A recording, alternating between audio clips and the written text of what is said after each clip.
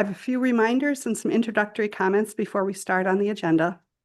For those here in person, please silence your phones. I just remember to do that. And other devices that may interrupt the meeting, and try to minimize background noise. For those presenting online, I'll try to remember that there's a few second delay in the broadcast and pause periodically to be sure you're able to participate in and respond to the discussion. Please remember to keep your sound muted and video off until it's your time to present. The Natural Resources Board meetings are televised live via YouTube and are recorded and available for review on the DNR website under Natural Resources Board Brief of Action. We welcome and thank all viewers for joining us today. For over 50 years, direct public involvement and open, accessible meetings are the foundation for how this board has and continues to operate. Our Natural Resources Board discussions and decision-makings are transparent to all. The public can participate by submitting written comments prior to the meeting, speaking for up to 3 minutes, either in person or online at the meeting, or both. There's a deadline for coming and speaking in person. That deadline is the Wednesday prior to the NRB meeting. Before we start with the agenda, I want to extend a few thank yous. I'd like to thank Secretary Young and your leadership team for the support you provide to this board and to your commitment to enhance collaboration between the department, the board, and the citizens that we serve. I want to thank our DNR staff and leaders for all the work that you did to provide us with an amazing tour yesterday, highlighting partnerships with Jackson County, the Ho-Chunk Nation, the cranberry industry, as well as the unique research opportunities associated with the Sandhill Wildlife Area and a better appreciation of the landscape in which our elk herd is thriving. It's so important for us as board members to see the breadth of work that's being done across the state and to engage with and meet staff and the various partners at the local level. Every detail was handled impeccably, including arranging the perfect weather and ensuring that we kept on schedule. It was a very busy day. It was wonderful. Thank you all. I also want to recognize and thank the Ho-Chunk Nation and President Greendeer for hosting our dinner last night at the Ho-Chunk Nation's Community Center, which serves as an incredible resource for the entire community and a great asset for the community. And also, thank you for helping us learn more about the Ho-Chunk Nation. It's imperative that we build partnerships and networks with our tribal nations, and sitting down together over dinner is a great way to engage and to hear great stories. Thank you. And to our issue presenters, our behind-the-scenes IT staff, the Office of Communications, General Counsel, our law enforcement officers, and all who make these meetings possible, your work is critical, your time is valuable, and your expertise is appreciated and respected. Special thanks to Ashley Bistel, who's our Natural Resources Board liaison. She uses her outstanding organizational and communication skills to provide the highest quality administrative and logistical support to the board. Ashley is your primary contact for communications with the board, and she does an outstanding job ensuring that your information is shared with us. Lastly, I thank all the DNR employees, citizen volunteers, tribal partners, and conservation patrons for your commitment and tireless work to protect and enhance our natural resources for our and future generations to come. Board members, are there any questions or comments? All right, so we will go ahead and call the roll. All right, Rachel Varesa. Present. Deb Dessau. Present. Jeff Hastings. Present. Robin Schmidt. Present. Bill Smith. Present. And Doug Cox is absent and Thank you. We do have quorum. The next item is a welcoming remarks from President John Greendeer of the Ho-Chunk Nation. John, thank you so much for coming and for your hospitality. Oh, wo jokini na hichakoro niwi na hana chini karigi. Mashun ska hikare. Hoji shana. Ho-Chunk nagare ware hikarashire dege wank washo she dege hingi wewi yanaga. Amte jagu hi hekshene na hanaina guida. Deske hana chechji hirajiwi waiki nampwi wahaje. Hoke wahide aide shuno. Chaki karach nagara. Jagu nigi shana jige hiain chak je hiske. Chaki karach na kikaroke hara mangara hide kara kikjai hiske. Hikje hiske. Eske higuanach jige Ho-Chunk de hoit ere na haungshna. Ho-Chunk de wonshkainja. Oni gida gikshne. Guanach jige maikate hitet ere. Yatet ere ge haungshna. Good morning, everyone. Just a small greeting in our way of life. My name is John Green Deer. My Ho-Chunk name is Ma Shun Skan, which means white feather. That's what they call me around here. That's the name that I was given a long time ago. It's not to evade taxes or anything like that or obscure identity, but that's what they call us. We try to use our Ho-Chunk names, our native names across Indian country as it empowers us. I'm a member of the Deer Clan, and our Deer Clan responsibilities are messengers and speakers. We're workers for workers, and one of the most important things our clan is responsible for is taking care of our grandmother Earth to make sure that things are safe for generations beyond. I want to thank the Natural Resources Board for honoring us with your presence, for joining us at the District 1 Community Center. And actually, I called it amateur night, but you guys caught me in my element. For those of you who don't know, I saw one of my little brothers, a porcupine, going across the road. And ever since I was a kid, it never escaped us. Driving in mom's car, she would pull over and us boys would get out and we'd grab the towels or the hoodies in the back of the car and we'd go collect quills. And my mom made wonderful belt buckles and all these wonderful things. So whenever there's an opportunity like that, I think it's a crime to pass that up and visit your little brother. So I was collecting there, and there was the caravan of the Natural Resources Board. Just jaw dropped, because sometimes you speak at a podium so long you forget that the natural world is quite visceral and happening out there. So that was a good example of showing how living culture still relies on our natural world. And a lot of times it escapes us because we get so far away from it. And so for those who have spent their lives working in natural resource management, but unfortunately found themselves at a desk or a cubicle, we realize that these impacts are really there. As a member of the Deer Clan, we do watch things that affect not only what we have around us, but also 7 generations. So people that universally across Indian country, we try to think of these generations that are ahead that we'll never meet. And not only them, but also thinking 7 generations back, what our elders were thinking about us so that we could have good water to drink and that we had good, clean air to breathe. And we find ourselves in an industrialized struggle oftentimes, and not only in our living communities, but also in our social world, in our cyber world, where media is out there miseducating folks, and a lot of times for us, we are spent by having to re-educate folks on the impacts of PFAS, on the impacts of trinitrotoluene in our areas, such as the former Badger property, such as total petroleum hydrocarbons, how it affects our ricing, our corn, our deer with CWD, and all of these things that matter. And there are responsibility. But we are not at the top of the food chain. And I think there are certain natural reminders to make sure that that there are indicators out there to tell us that we have a role. We don't have, we can't lord over the rivers and the streams. And we have. About this time of year, we have planting season going on. Prior to this, our new year in Ho-Chunk begins when the thunderers return, and we begin prepping our seed beds. The sturgeon ceremonies are going on the Menominee Reservation, on Menominee land. The green corn season are starting with the Ho-Chunks and the Oneida, where we're actually waiting for that grass to reach above our hands. And then these are the times that we go start planting.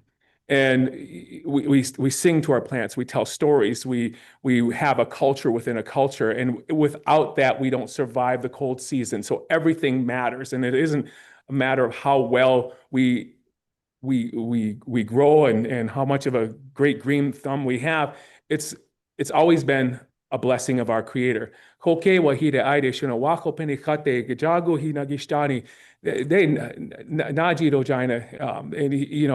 he blessed us with all these things that we see around us.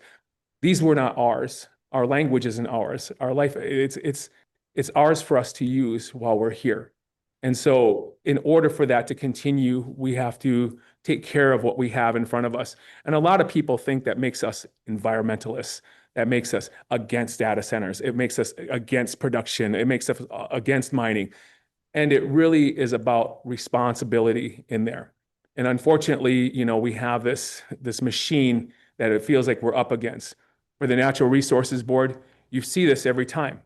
Disclosures when we go for permitting that are way too late for public notice. Some of these decisions are already made. The legislation isn't drafted by the people that are running into the 99 assembly people, the 33 senators. That's not written by them. It's written by corporations. And we don't have the ability to run it. Tribes, indigenous nations are treated like the general public when it comes to public disclosures. There is no area for tribes to chime in there. And so a lot of times we rely on the consultations to make sure that these decisions are made beforehand, before they're already set in stone or set in motion.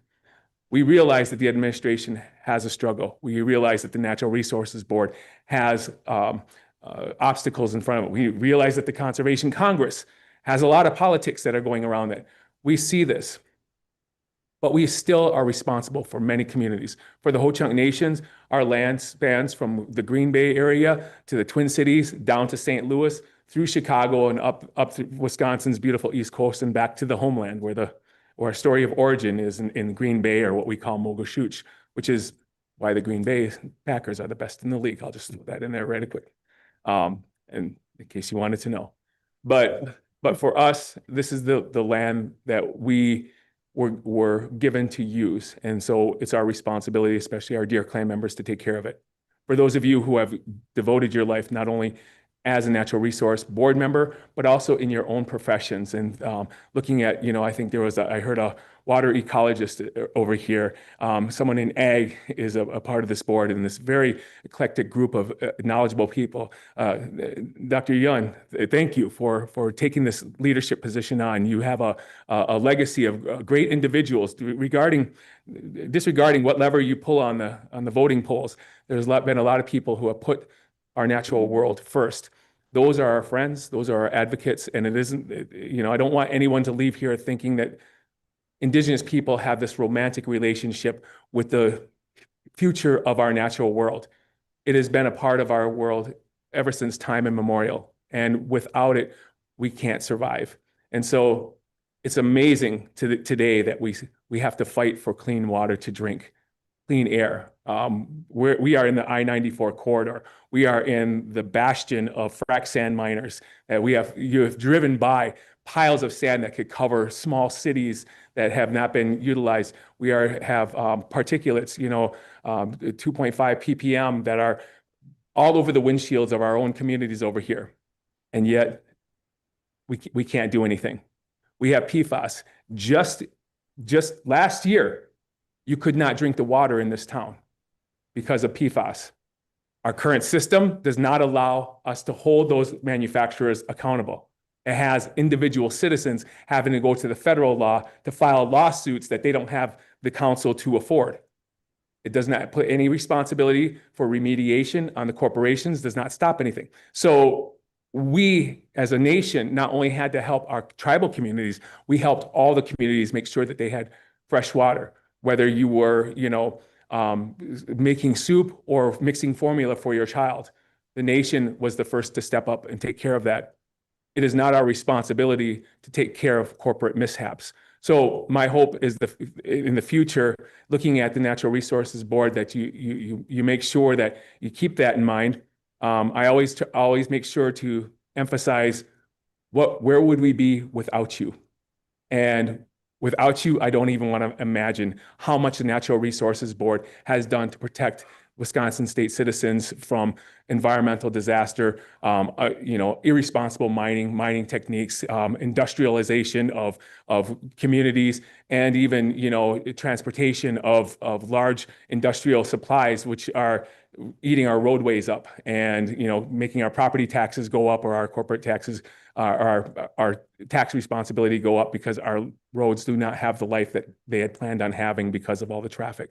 So there's a lot to say, but I do want to say thank you for joining me last night. Thank you for being a part of that. I don't know what stars aligned that you guys just happened to be out, well, and you found out that I'm not really a sport coat native, I'm more of a Carhartt Indian, so we're out in the field, and this is living culture. It doesn't matter what title you are. Something great will come of that. So again, thank you very much, and have a wonderful meeting. And I do believe they're going to be expecting me back at the office for some visits. But thank you again. Thank you. I also want to point out that Deputy Secretary Little is donning one of the quills that you selected. Yeah. Yeah, he is. It looks great. Thank you so much, and we value your community, your nation, and your comments. All right, Secretary Young. Great. Thanks, Robin. Thank you, President Greendeer and Pina Gigi, for hosting us last night at dinner. It was really wonderful. I'll say that the porcupine event was definitely a highlight for me. I think describing that porcupine as your little brother was perfect, because as I saw it running away from you, it kind of gave you this look that my little son would give my older son as they're like fighting a little bit there. So it was very amazing. I think you all know that it's been a priority of mine to improve the relationships with tribes across the state, including Ho-Chunk. I have deep respect for the sovereign to sovereign relationship that we have with tribes here, and we can always do better. So that is definitely my motto. I think you've seen just over the past day how important the relationship it is we have with Ho-Chunk. I want to give props to Brandon Bluer, especially because we have been working together with him and his team on natural resources issues. Sometimes it's challenging, sometimes it's easy, but it's always a partnership, and we're always striving to continue that work together here in Jackson County, but also across the state. I also wanted to thank the staff that are in the room and that were here with us yesterday for making this a really successful meeting. These meetings are really hard to pull off, but I think it's really important for all of us to see on the ground where our teams are working across all the different divisions and programs of our department. You see science, you see wildlife management, you see wetland management, you see forestry management. It's seamless on the ground, and that's what it takes to manage the natural resources of our states. And also really important is the true dedication to partnership with the Ho-Chunk Nation, with the local units of government, with NGOs across the board in order to make it all happen. We can't do this alone. I always give a little bit of a budget update. So on the federal budget side, we're continuing to monitor and advocate for federal resources, particularly with the Interior and Environment appropriations going through Congress right now.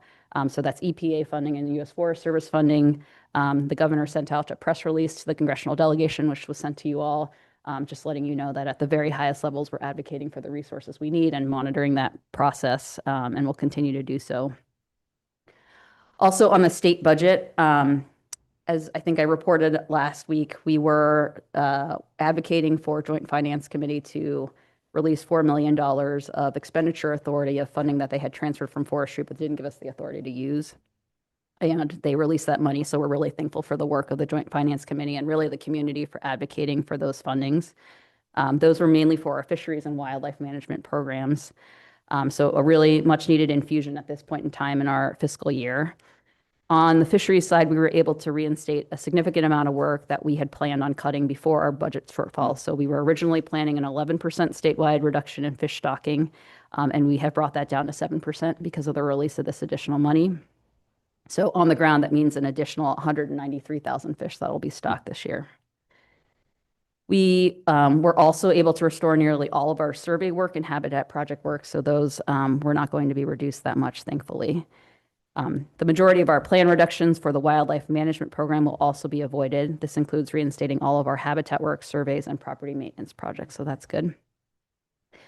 Unfortunately, we will still see planned pheasant stocking reduction, with the department stocking 65,000 instead of 75,000. And this is really because of the biological timing. So those additional funds were given to us, but not in a timely manner for us to collect enough eggs in the field. So we will be able to use that funding to prevent further stocking declines next year.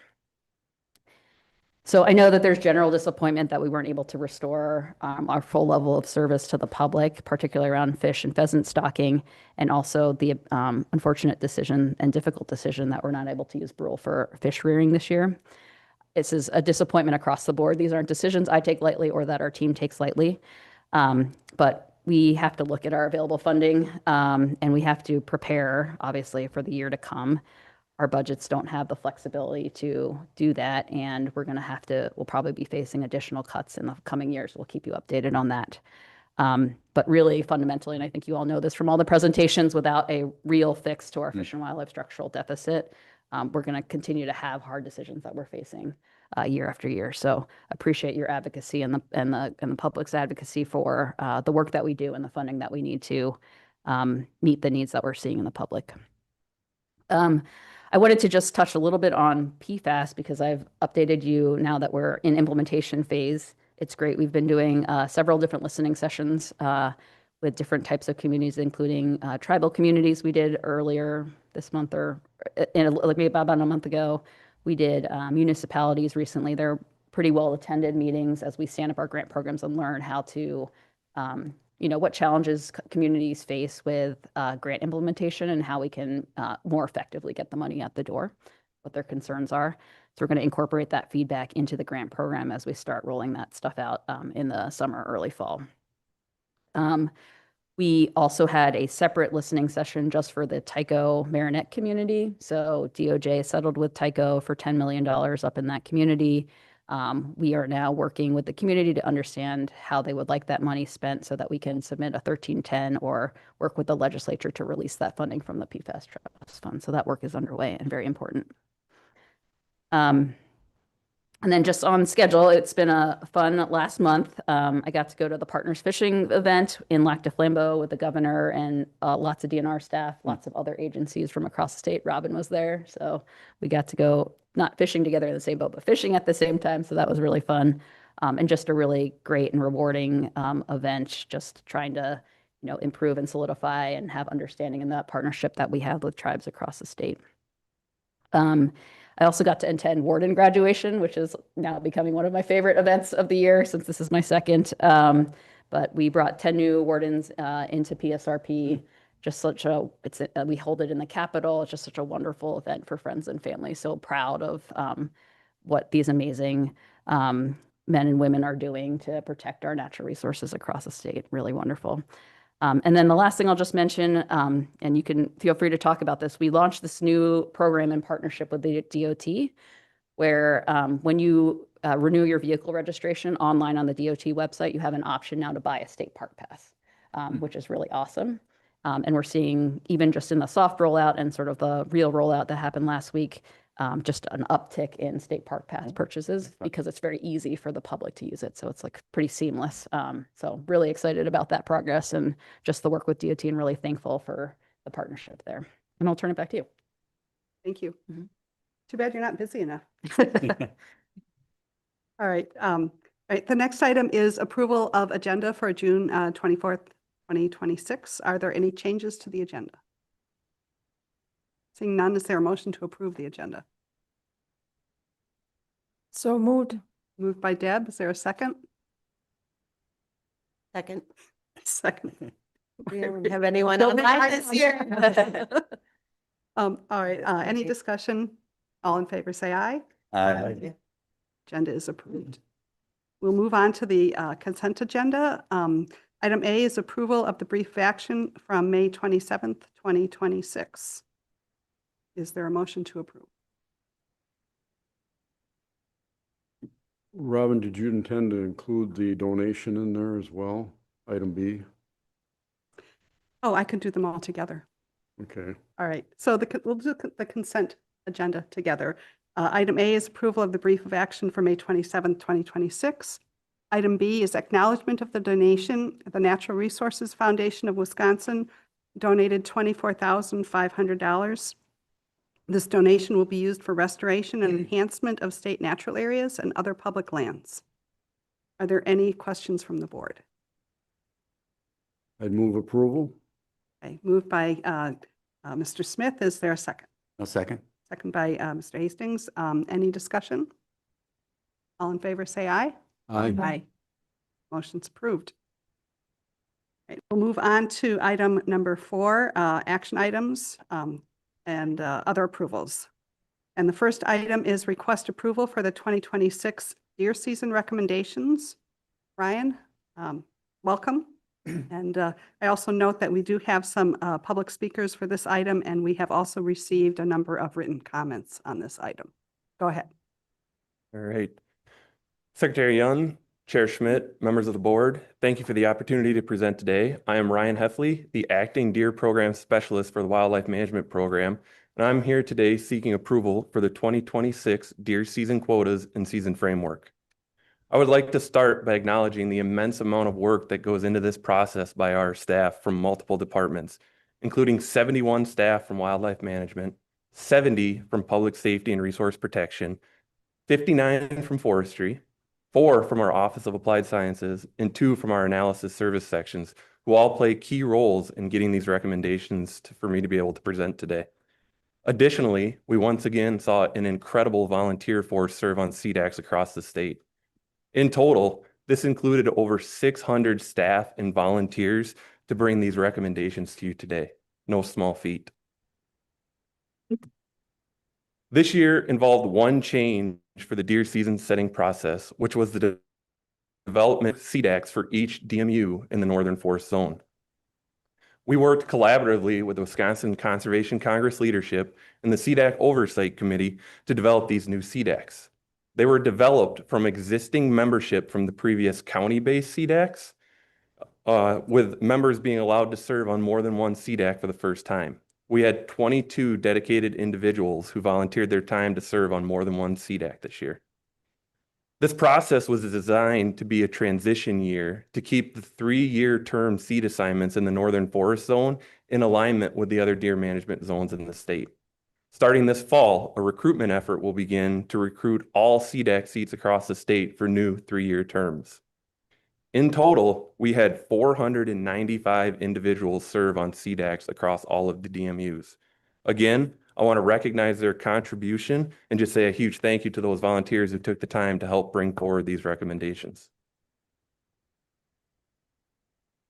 In addition to the extensive hours put in by staff and CDAC members, we once again saw great public involvement in the recommendations.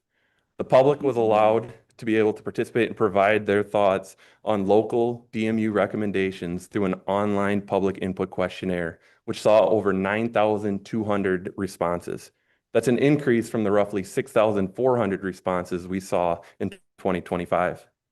This figure on the screen depicts the self-identified interests of the respondents to the questionnaire. While hunters are the vast majority of our respondents, I think it's important to note that we did get extensive input and feedback from all of the stakeholder groups involved in the CDAC process, which I think shows the importance of deer and deer management to a wide variety of our constituents. In addition to the public questionnaire, we also had 368 members of the public attend CDAC meetings in person across the state. All of this public input was deliberated by each CDAC, including weighing information regarding deer population trends, agricultural damage, harvest results from the 2025 deer season, as well as other data we were able to provide for them to reach their respective quotas. This table shows that in 2026, for the 3rd year in a row, the cumulative quotas across the state has increased. While individual DMU quotas may vary, including DMU 116 in the Northern Forest Zone, which is recommending a buck-only quota, in general, the increasing quotas align with what we are seeing as an increasing deer population across much of the state. To meet these quotas, the number of bonus tags proposed to be available for purchase has also been recommended to increase. In addition to the quotas, the season framework for the farmland zones was also debated. The recommendations brought forward by the CDAC saw 48 of the 58 eligible DMUs recommend to have the holiday hunt, with 42 of those recommending to have the January extension to the archery season. Both of these are the highest number of CDACs to recommend these respective CDACs since the current structure was put in place. As for the free farmland zone authorization permits, the figure here shows the recommended number of authorizations per license by DMU. As you can see, the majority of CDACs are recommending 2 or 3 pre-authorizations with each license, which should provide ample harvest opportunity in our farmland zones where it's needed. This is an increase in the number of CDACs recommending more than 4 or more authorizations than we saw last year, and fewer CDACs are recommending only 1. So again, aligning with that increasing deer population we're seeing in the farmland zones. This figure represents the final recommended season structure for the 2026 deer season. All recommendations provided by the CDACs are supported by the department, including the buck-only season for DMU 116, where junior antlerless authorizations will be valid, as well as all holiday hunt and extended archery season recommendations in the farmland zones. With that, I'd be happy to answer any questions you have in your final deliberations and respectfully request your approval of the department recommendations for the 2026 deer season. Thank you, Ryan. We do have a number of folks who have signed up to appear before us. Does anybody have any technical questions for Ryan at this time? Or are we okay to go ahead with the folks who had signed up to speak? All right, don't go too far. All right, the first person who signed up, Terry Rohrig, representing the Wisconsin Wildlife Federation. And we also did get written comments as well. Thank you, Terry. Good morning.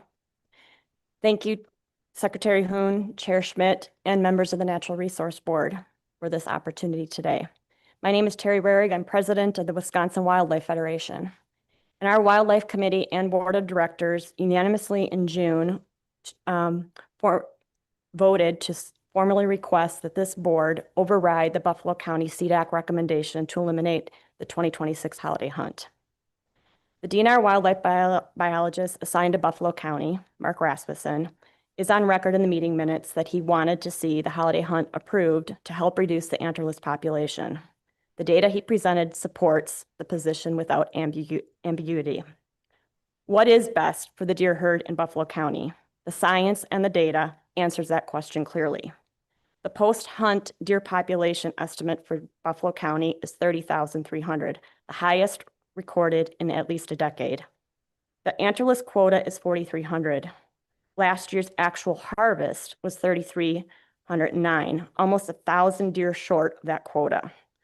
That holiday hunt alone in 2025 harvested 284 antlerless deer, more than the entire December antlerless season.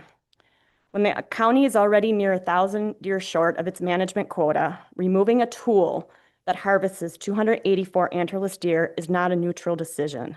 It's 284 deer in a county where the population is at a 10-year high and CWD is present and spreading.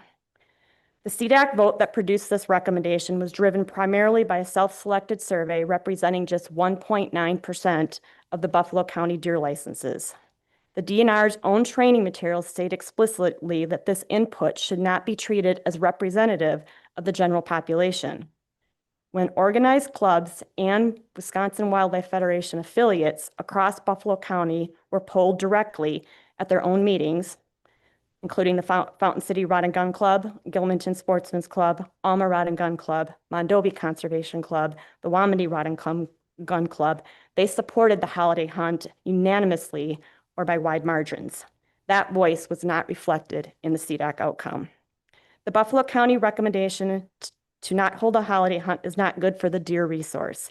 The science says we need more antlerless harvests, not less. The biologist supports a holiday hunt.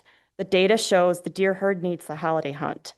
It's one of the most effective tools we have to close the gap on deer management in Buffalo County. The NRB exists precisely to provide oversight when local recommendations diverge from the science and from the broader public interest. The biologist recommendations pointed one direction, the data points one direction, and the organized sporting community also support to have a holiday hunt. We respectfully ask this board to override the Buffalo County CDAC recommendation and include the holiday hunt in the 2026 deer season. Thank you. Thank you, Terry. I think what we're going to do is hear the speakers and then have a time for questions after all the speakers are available. All right, the next person to speak is Wes, and I apologize, Wes, I'm not going to get your name right. Domine?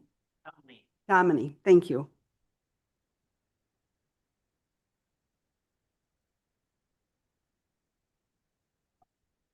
Good morning to the board and secretary. I'm Wes Dominy.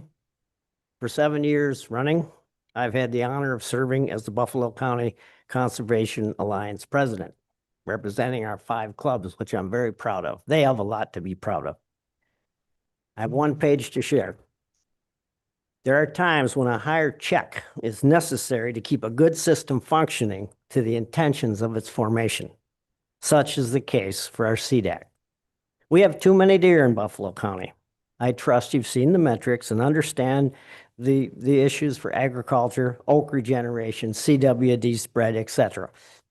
Unfortunately, our new leading CDAC members continue claiming that the DNR questionnaire result proves that hunters do not want the holiday hunt. That's not so. An improper data set should not be leveraged to eliminate necessary management tools nor to void the desires of the greater citizen majority. The DNR website contains CDAC training. Jeff Prissel's 2024 CDAC training video is there. It points out that the DNR questionnaire is not a survey.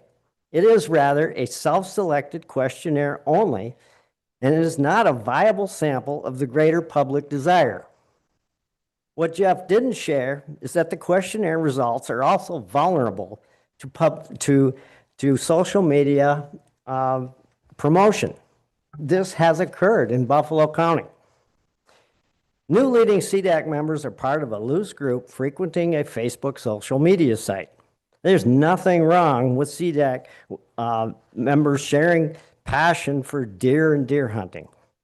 But a line is crossed when a negativity site criticizes the DNR metrics, dismisses CWD concerns, defames other CDAC members by name, and prompts the followers to complete the questionnaire while promoting the preference against the holiday hunt. The then biased questionnaire result is used to leverage against a widely desired holiday hunt. If the holiday hunt's eliminated, we've ignored the real citizen majority. We've also eliminated the necessary herd control and the best ever private land access improvement. We're nixing valuable new growing hunting traditions which evolved from that gained access, which aligns to a favorable calendar period for so many hunters. Our 5 conservation clubs have formally supported continuation of the holiday hunt. You've received the club's letters, and a new one. Didn't make your deadline. The Farm Bureau of Buffalo County has sent two letters in supporting continuation of the holiday hunt. As I started today, our system needs the overrule check You need to bring it to from conclusion. this board to keep the CDAC functioning properly per their training, and so keeping the resource management needs supporting our public desire. Thank you for taking comments. Any questions? I think we're going to hold off on questions for now until we hear all the speakers. Thank you. The next speaker is Dwight Ruff.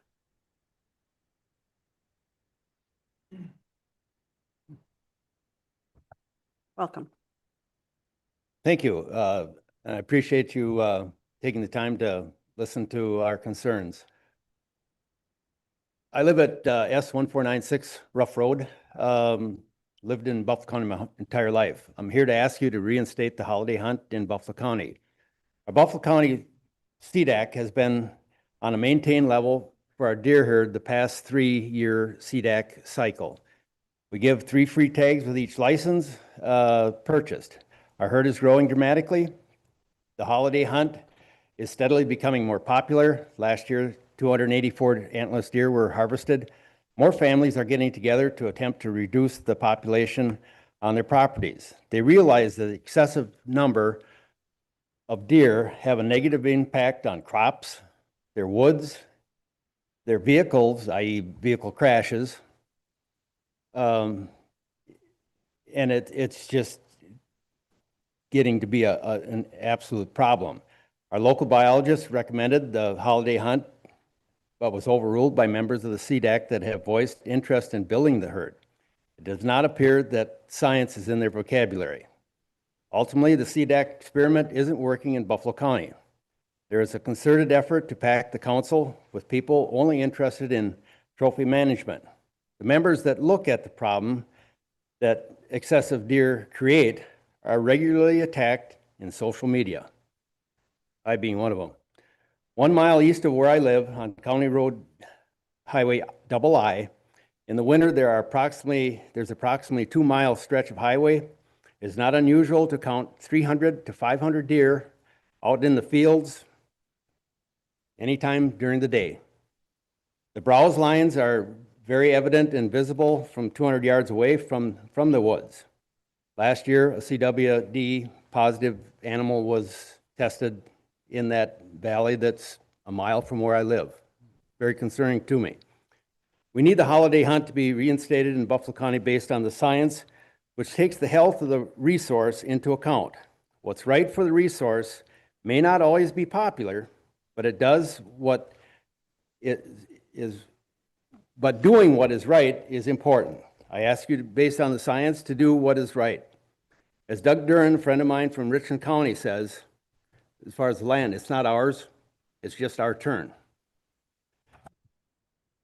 On our Buffalo County land that I have, Brad Hutnick, who is the silviculturist for DNR, one of two, has evaluated our attempts for oak regeneration. And according to him, I have the most intensive private land management in the state.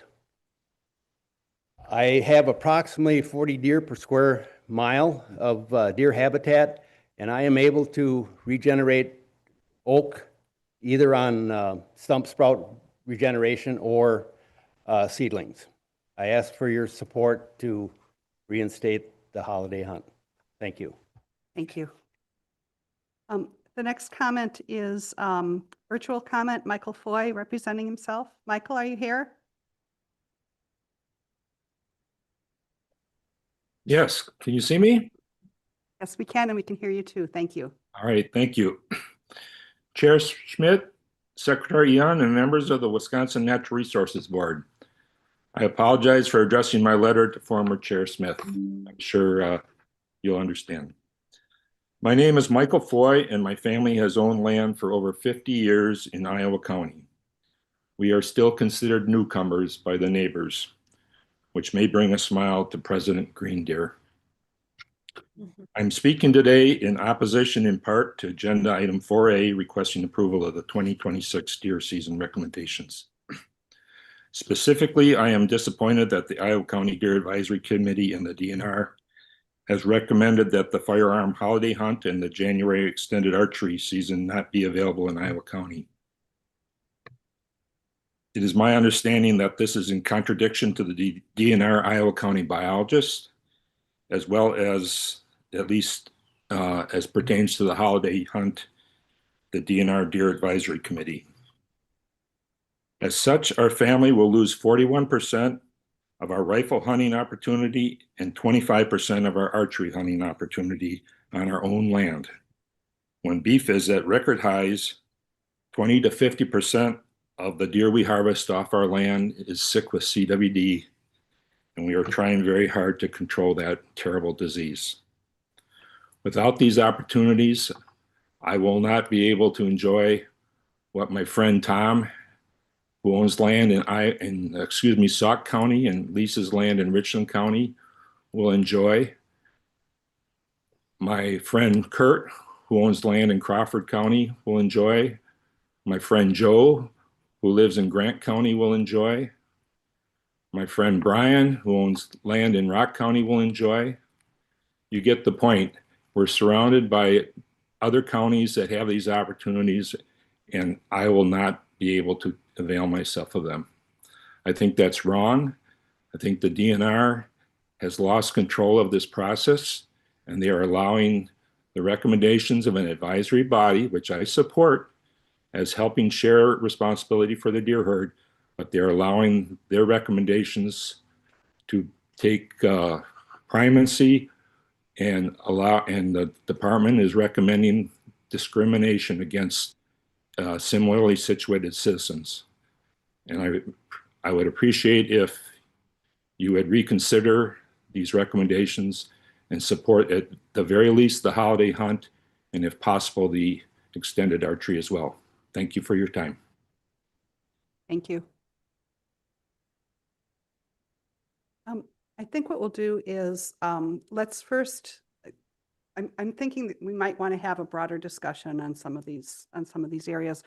I guess the first is, does anybody have any questions for Michael Foy with respect to Iowa County? Robin, before we do that, in line with your comments about having an opportunity for a little more discussion here, would it be helpful if we try and break out the Buffalo County situation as a rather unique one that's going to probably encourage a deeper discussion, and take the rest of the recommendation, basically the staff recommendation on CDAC, and deal with that as an issue and separate Buffalo County for a more in-depth discussion? And I don't know the best way to do that. Maybe we could just do separate motions.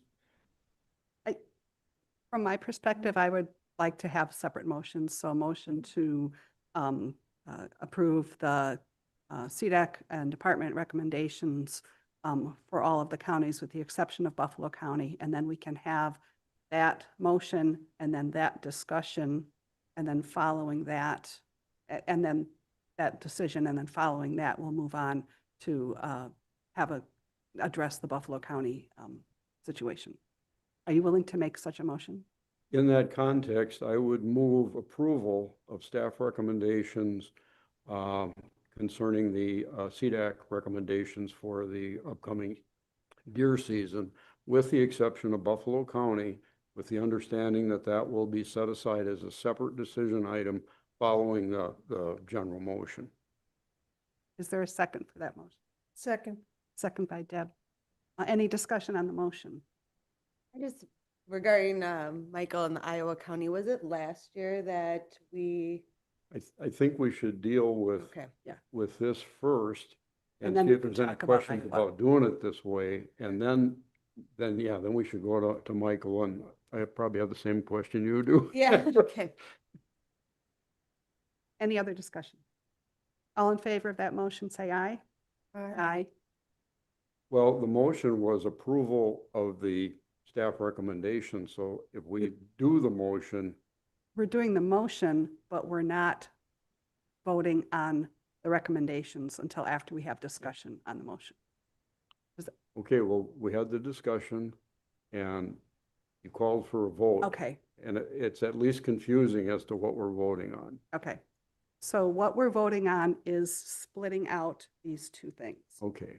So that's what the motion is for, is to split the discussion so that we have all of the CDAC discussion coming up as one item, and then Buffalo County discussion as a second item. So once we approve, if we approve that motion, then we'll go ahead and address the discussion for all of the counties with the exception of Buffalo. Would you be willing to work this back through the second and my motion to allow me to reword that then Yes. so it's more clear? Yes, go ahead. Go ahead. Well, somebody seconded that, so would you be willing to go Yes, back? Okay. yes. I'd withdraw the primary motion then and make a new motion that's just, I would move that we separate the discussion of the primary motion and Buffalo County. Handle the primary motion first and then handle Buffalo County separately. I think that's a good way to do it. Deb, are you okay with that? Second. Any discussions on that revised motion? All in favor, say aye. Aye. And thank you for your patience in having us work this out.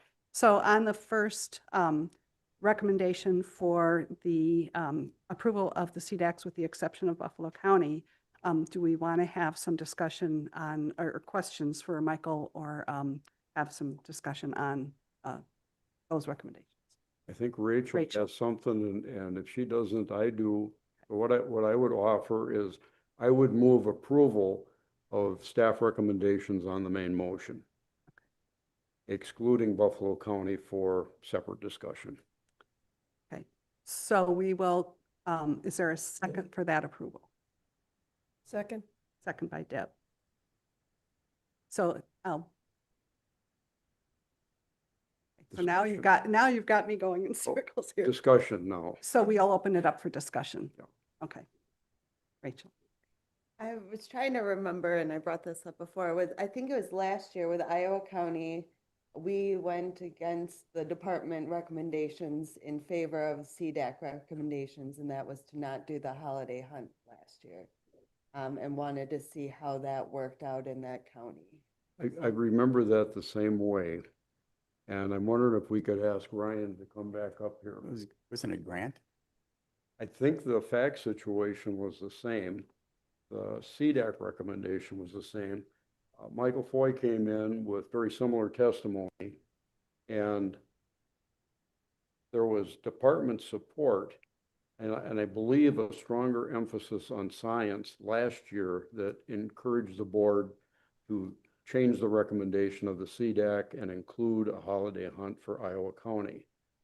This year, the staff recommendations are support the CDAC recommendation, which would not include a holiday hunt. My question is simple. What's different this year from last year? So last year, the discussion was on Grant County. Grant County recommended to not hold the holiday hunt. The department recommended to have it under the concerns of the changing of the season structures.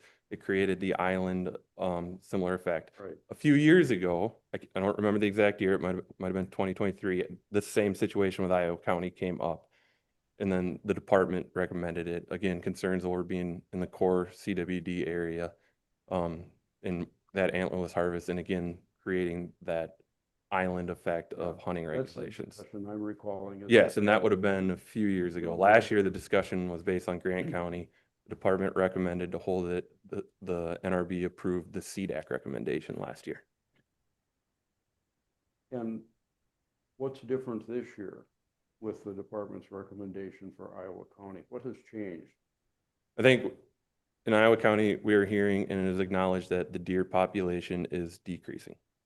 And we're hearing that from constituents. We know CWD from our research that has been presented to this board that CWD is having an impact on our deer populations down there. I think in terms of the holiday hunt and the impact of biological impact that can have in that area, in that opportunity, biologically, the holiday hunt accounts generally in Iowa County for about 6% of the antlerless harvest. That's not necessarily biologically significant enough that the department decided to support the CDAC recommendation in terms of what's the best season structure to reach our antlerless harvest.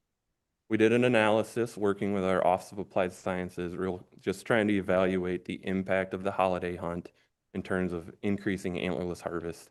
And it's tough to get that analysis because there hasn't been a lot of on and off within the same county to see what is the true impact.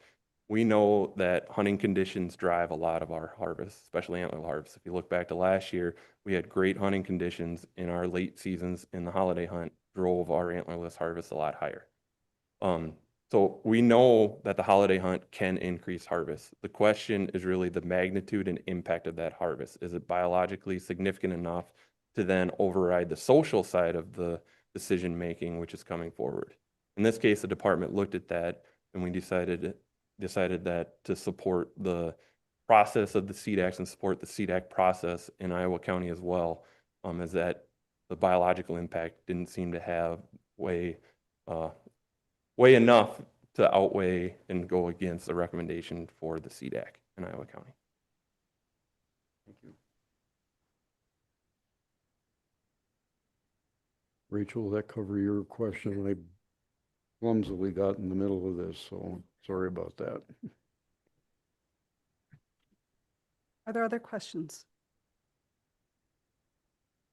I guess, Ryan, I have a question for you. I'm just looking at, and I understand the survey is limited in terms of from a scientifically valid situation, but it did look to me like there was quite a bit of split in terms of folks who wanted it, folks who didn't. The ag interests were to not have the holiday hunt, forestry interests were to have the holiday hunt, landowners not have it, transportation have it.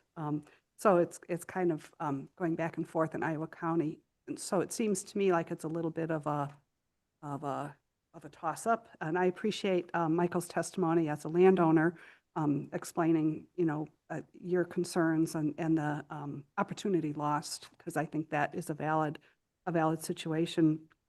If we were to support the recommendation to not have the holiday hunt in Iowa County, would that data provide you with information to further assess the effectiveness of a holiday hunt in the future? So by not having it, do we learn something by doing that? To a point, yes. It's another data point of, you can look at a specific county in that deer herd and identify and compare the various season structures. Again, we know hunting conditions drive a lot of this. And so the variability of an individual hunting season is going to also be tough to parse apart the actual season framework. We know the holiday hunt does provide more antlerless harvest than our December antlerless season that we see across the state. And so there's definitely that increased participation, it seems.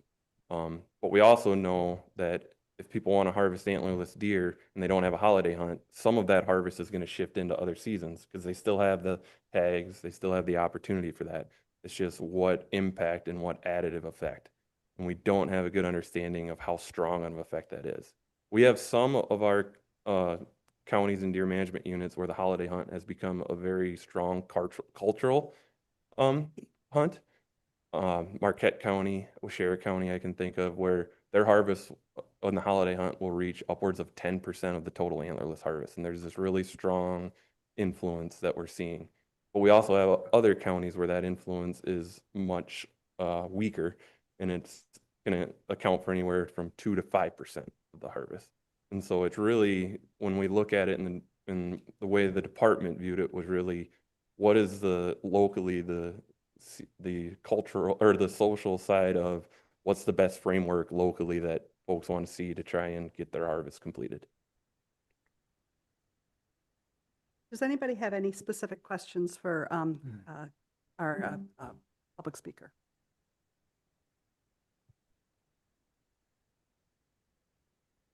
Other discussion?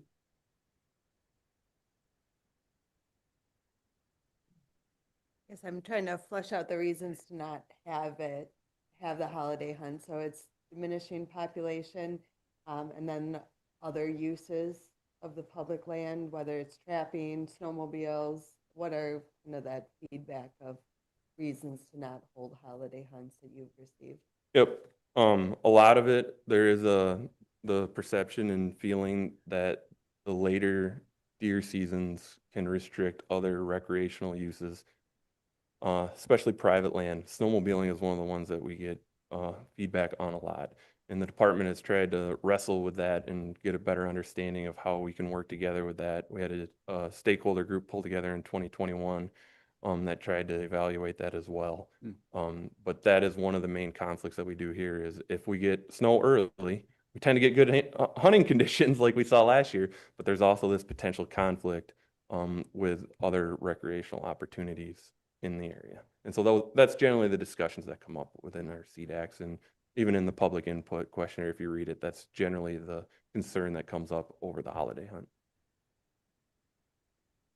Do you have any data that shows, like, over the last 10 years, what the snowfall was during that season? I tried look myself, trying to do some research on that, and I wasn't able to find any statistics about, snow depth over the year in a specific location. I'm sure our staff would be able to pull something together with that. I think with the snowmobiles, it's not just snow depth, it's also, are the trails ready to go? They need certain management and work through. And so we have been looking to see if there's a way to track snowmobile trail openings and working through it, but we haven't been able to find a good, reliable data source to evaluate that stuff, because much like our CDACs, the snowmobile clubs run on volunteers. And so trying to accommodate all of that and get all of that data can be challenging. Thank you.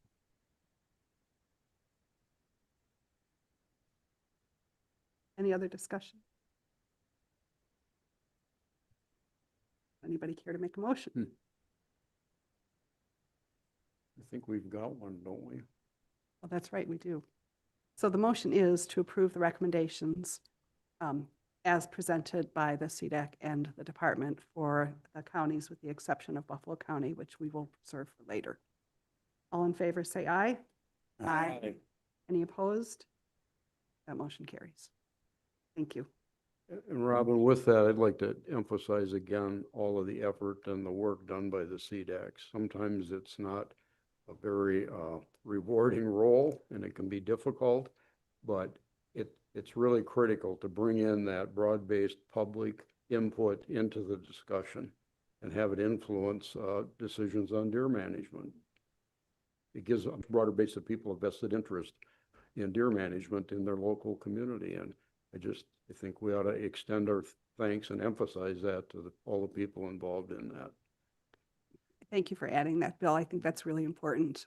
There were a lot of recommendations that came through the CDAC process, a lot of time, a lot of energy, a lot of serious consideration on the part of the public and the CDACs and the department as well. So it's kind of a, you know, you're not always going to win on some of these decisions, but I do think we learned from them, and I think it's important to recognize that we have this process and why we have it.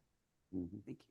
Yeah, I'll say I went to my local CDAC meeting last year and it really benefited from hearing all of the discussion and differing perspectives, and wasn't able to make it this year, but would encourage everyone to, you know, check into when your local meeting is and attend. It's around mid-April, 16th, I think it was. Yeah, you always learn something and meet cool people too. That's right. All right. Thank you. Okay, so the next topic then is the discussion on Buffalo County. And I think we'll have an opportunity to ask questions at this point, and then after that discussion, we will have a motion for whatever the motion is. So I guess, you know, we had a number of people testify. Does somebody want to start out by, do you want to have any discussions amongst us first, or do you want to question folks? I also want to recognize that Dwayne Price is here, who's the vice chair of the CDAC. If we have questions about the CDAC as well, he's available here for questions. We didn't hear testimony from him or receive any written communication, but he explained to me that his schedule had changed and enabled him to be here, and he's available if we choose to, you know, divert from our normal procedures. Right. So who'd like to start? Well, I have some questions. I'm not sure who the best person to ask them is. Some of them maybe relate to Brian, and some of them may relate to some of the testimony we heard from Buffalo County for clarity and maybe perspective. All right. It's clear there's some very strong public opinion and in Buffalo County on both sides of this issue, and people have invested a lot of time. They've made some assumptions, they've made some allegations that might move us one way or the other, and I think it's helpful if we can have a more in-depth discussion and put that decision process on the public record, clear and transparent for everybody. Should we start with Ryan? Sure. Hey, Ryan. Real simple question, Ryan, kind of the same thing as Iowa County. The layperson on the surface, the science in Buffalo County looks compelling. The birds on the rise, numbers are going up. Been unable to come close to the stated quota goals for harvest for a number of years.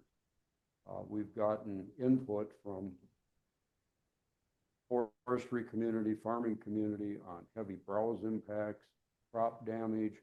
It just, all this stuff aligns toward a decision to try and harvest more deer. And yet the department has not taken that position. Could you talk about that a little bit and help us understand what makes this different? Absolutely. I think in evaluating it, again, with the holiday hunt and the analysis that we tried to look at, we know the holiday hunt can be additive to the antlerless harvest total. What is the impact of that additiveness? Is it in Buffalo County? Is it going to have this significant biological impact to the herd to meet the management objective or not? When we look at it over the last 5 years, Buffalo County's harvest for the holiday hunt has contributed roughly 6% of the antlerless harvest total. And so that's not a small number. Its average is typically about 150 to 200 deer. They harvest very similar number of deer during the December antlerless hunt as well. And so just like in Iowa County, we would expect that if folks want to harvest an antlerless deer next year, some of that harvest from the holiday hunt, if it's not available, would likely move into the earlier seasons. Not all of it. It's likely that there will be fewer deer harvested because of that. Biologically, when we looked at the recommendation from the CDAC, just like we do with all of the recommendations that come in, it's really weighing that, is it biologically significant enough to try to go against the process that has been developed through the CDACs? And does it make it worth making an alternative recommendation if it's truly biologically significant enough? In this case, we felt the social side of it and the desires and how the harvest could even itself out throughout the other seasons, biologically, the decision wasn't necessarily strong enough biologically to come out with a different recommendation. Does that help? I think so. Okay. Ryan, can you talk a little bit about how the when these surveys are developed, does the department send those surveys out to folks who have had hunting licenses in the past? Like, how are those surveys distributed to folks who may have an interest in this? Yep. And so it is an online public questionnaire. It's not a design survey. Okay. Right. And so what we do is we create a communications plan each year for how we're going to make and advertise how that information gets out. We do press releases, social media posts, trying to work through Gov Delivery. We have a Gov Delivery system. If people are signed up for deer management, it includes all license holders interested in deer management. And we try to broadcast that out across to allow folks the opportunity to go on and fill out this questionnaire. Our guidance is that questionnaire is not a scientific survey because we're not sampling randomly across to get that, and that we ask CDACs to treat that similarly as in-person appearances.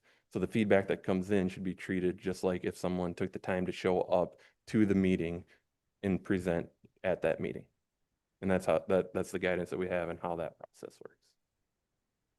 Just for a point of clarity, Ryan, the electronic distribution of this survey or the availability of it, you mentioned it's targeted toward people that have expressed some interest by buying a license or otherwise in deer, and that we have those addresses in our system.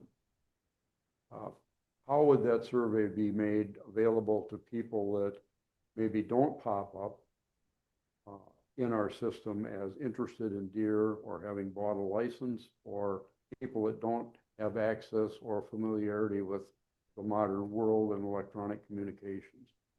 Yeah, we rely on our press releases. So we do the press releases and distribute that statewide. That then tells individuals for how they're able to submit and access all of that. And then for our non-deer hunters, our Facebook, our Office of Communications has a wide reach, social media reach that reaches lots of folks that the non-deer hunters and other stakeholders are presumably picking it up through those avenues and not necessarily the Gov Delivery alone. I may want to pursue that a little bit with the Buffalo County people we've heard from and see if there's any unique situations there about distribution of the survey that could somehow influence the results.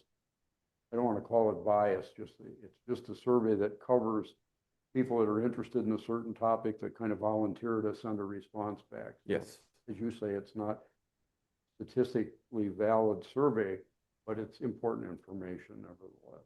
Yeah, it is engaged public who has an interest in providing their perspective to deer management.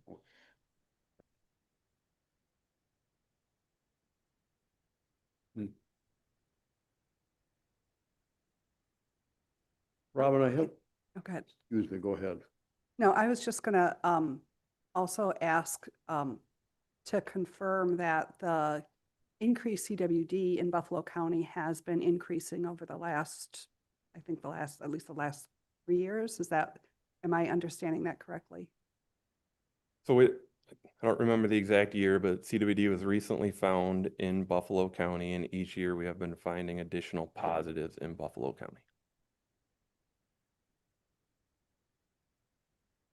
Brian, I had a question on another topic that came to us, more in the written correspondence to the board on this issue. And there were concerns there about some procedural actions of the CDAC that weren't in line with appropriate meeting rules and so on and so forth. There was a bunch of detail I won't get into. But could you explain a little bit where the oversight of the CDAC is? And I understand the department has looked into some of those allegations, and just for the record, could you comment on that? Sure. So the department had worked with the Wisconsin Conservation Congress leadership.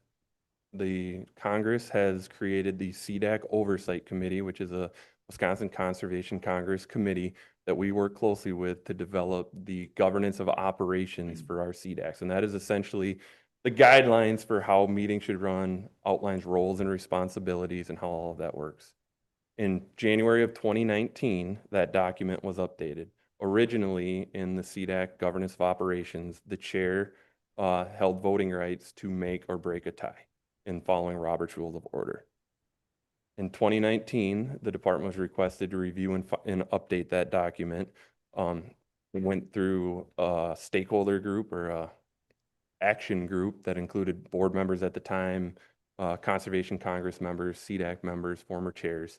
And through that process, it was identified that there was a desire to allow the chairs to vote on all issues, not just to make or break a tie.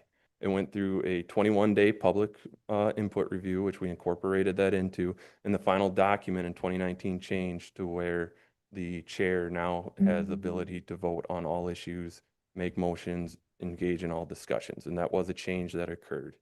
And so that was one of the concerns that was brought forward in terms of the operations of that meeting. We did review that, and it is our understanding that the operations were followed because the chair is allowed to vote. Thank you. Was there any other procedural concerns that popped up? Not that I'm aware of, not that I can think of. Thank you.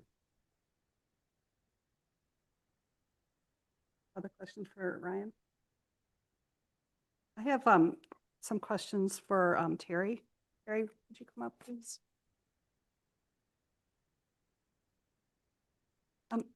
So Terry, I'm wondering if you can explain, so from the information that you submitted to us, it appeared that the constituents that you represent were not responsive to answering that questionnaire. They had indicated that they had not answered that questionnaire. Do you have any insights as to why that might be? Sure. So the affiliates for the Wildlife Federation shared data with us, statements of support, and on that was a question, did they submit the questionnaire? And from two of the clubs, that everybody that submitted and signed that statement of support to have a holiday hunt said no, they did not. A lot of, I personally am a member of two of those clubs, and was asked, what is the CDAC survey? They didn't know. So I think it's lack of communication. We're not reaching, the DNR is not reaching the license holders. You have to opt in to be part of that Gov delivery. And I just don't think that communication is getting out there. And I don't think our hunting community understands that they have that opportunity to provide that input during that, for that questionnaire that's out there. So it's very telling.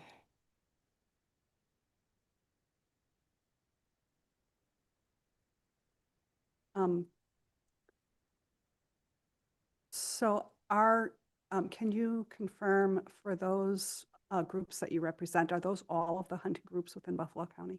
Yes, they are. Yes, every single one of them is a member of the Federation. And do you know, was there participation at the CDAC meeting by those groups? Yes, yes. And Wes, I know Wes was there representing the Buffalo County Alliance, who's also an affiliate. And that alliance, which I'm also on the board, represents all of those clubs in Buffalo County.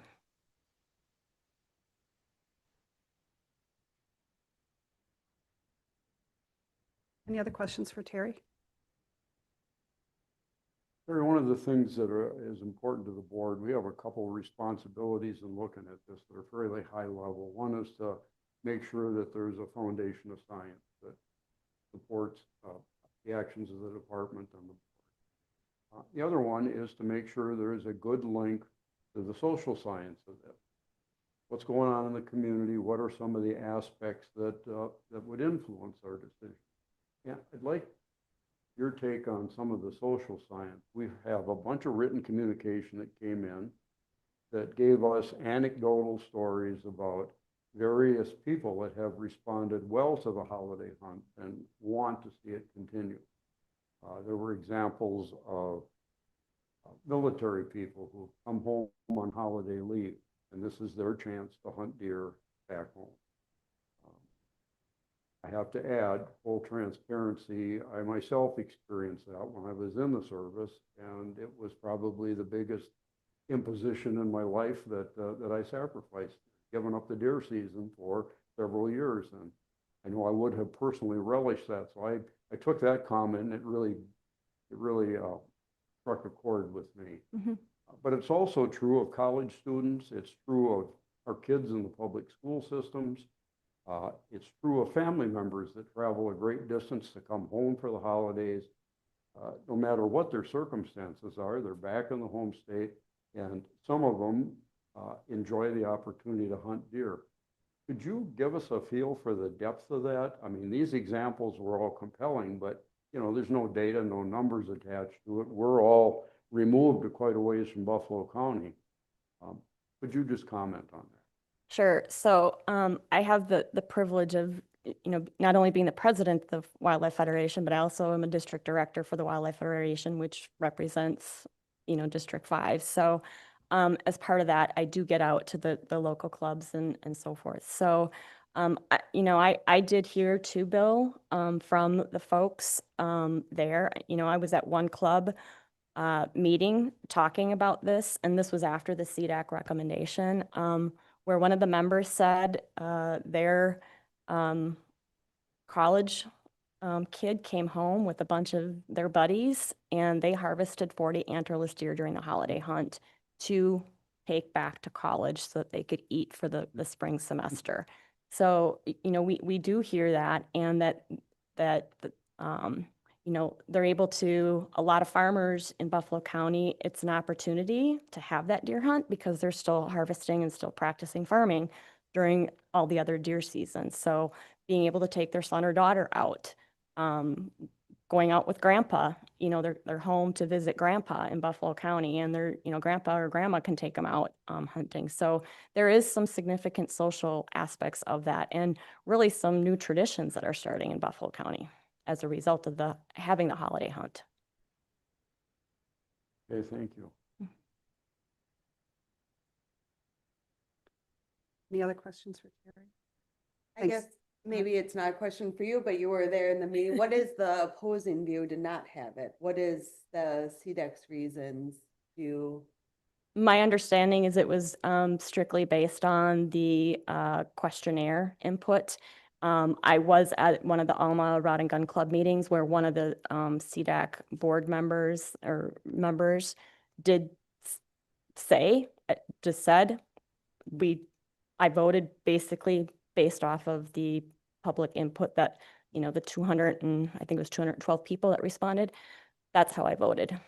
And I didn't take the science into consideration. I was at that meeting when he said it. Thank you. Mm-hmm. And thanks, Terry.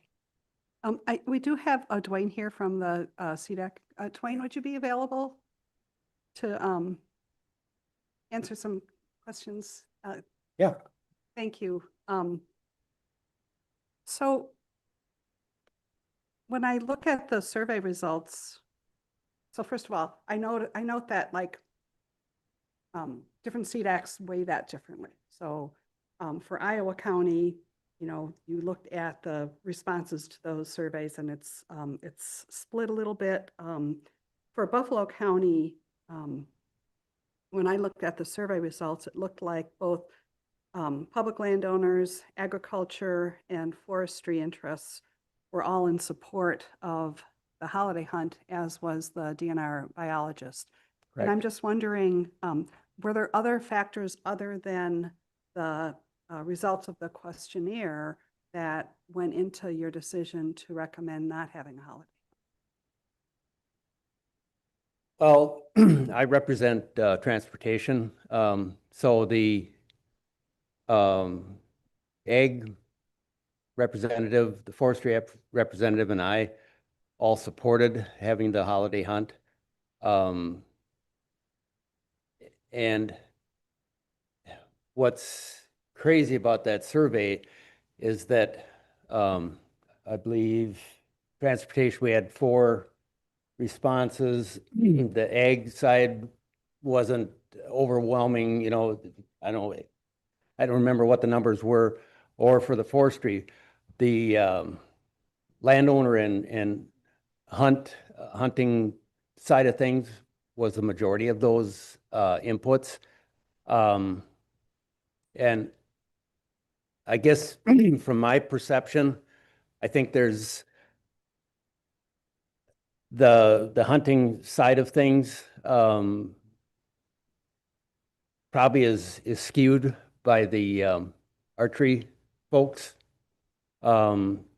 which at that time of year, which makes the harvest, the antlerless harvest really work well, is that the deer herd is settled down.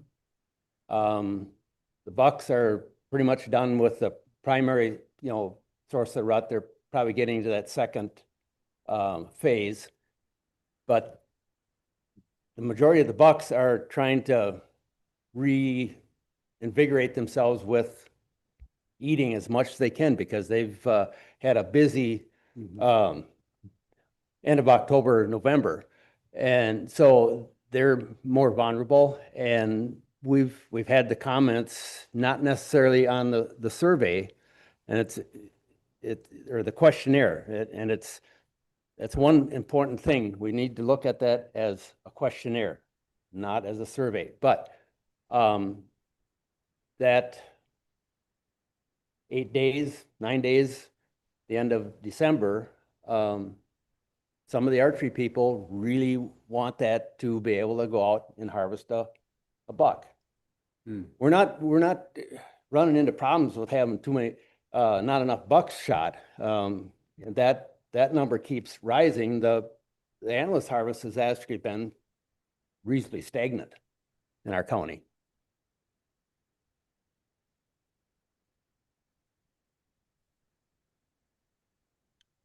Bill? In your testimony earlier before the board, you mentioned both ag and forestry impact. Sometimes it's a loud voice that talks about that, and sometimes it's representative of a much broader concern across the community.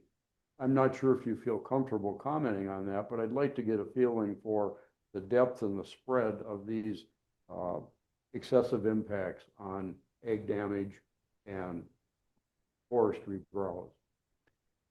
I've tried to, the ag representative, I've tried to encourage him to put out the hoop of chicken wire basically in his alfalfa fields, because he attracts deer from quite a range of areas, because the proliferation now of cash cropping, he still raises quite a bit of alfalfa hay.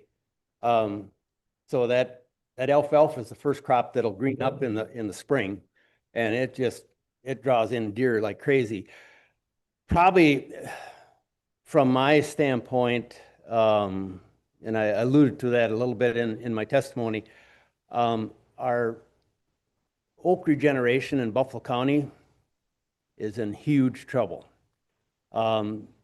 There's that valley that I discussed about with the 300 to 500 deer out there in in the winter, there's nothing for them to eat in the woods.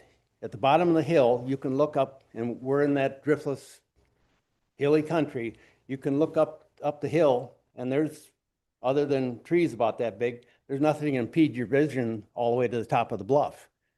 And in some of those areas now, any oak tree that dies or is cut, you know, take your pick, there's not going to be an oak tree to replenish it. Because I'm harvesting deer just as hard as we can, I've got oak regeneration in my woods. And what we're looking to do with Brad Hutnick is establish our woods. We've got 165 acres of woods as an outdoor lab to show people what is possible with a lot of darn sweat, hard work.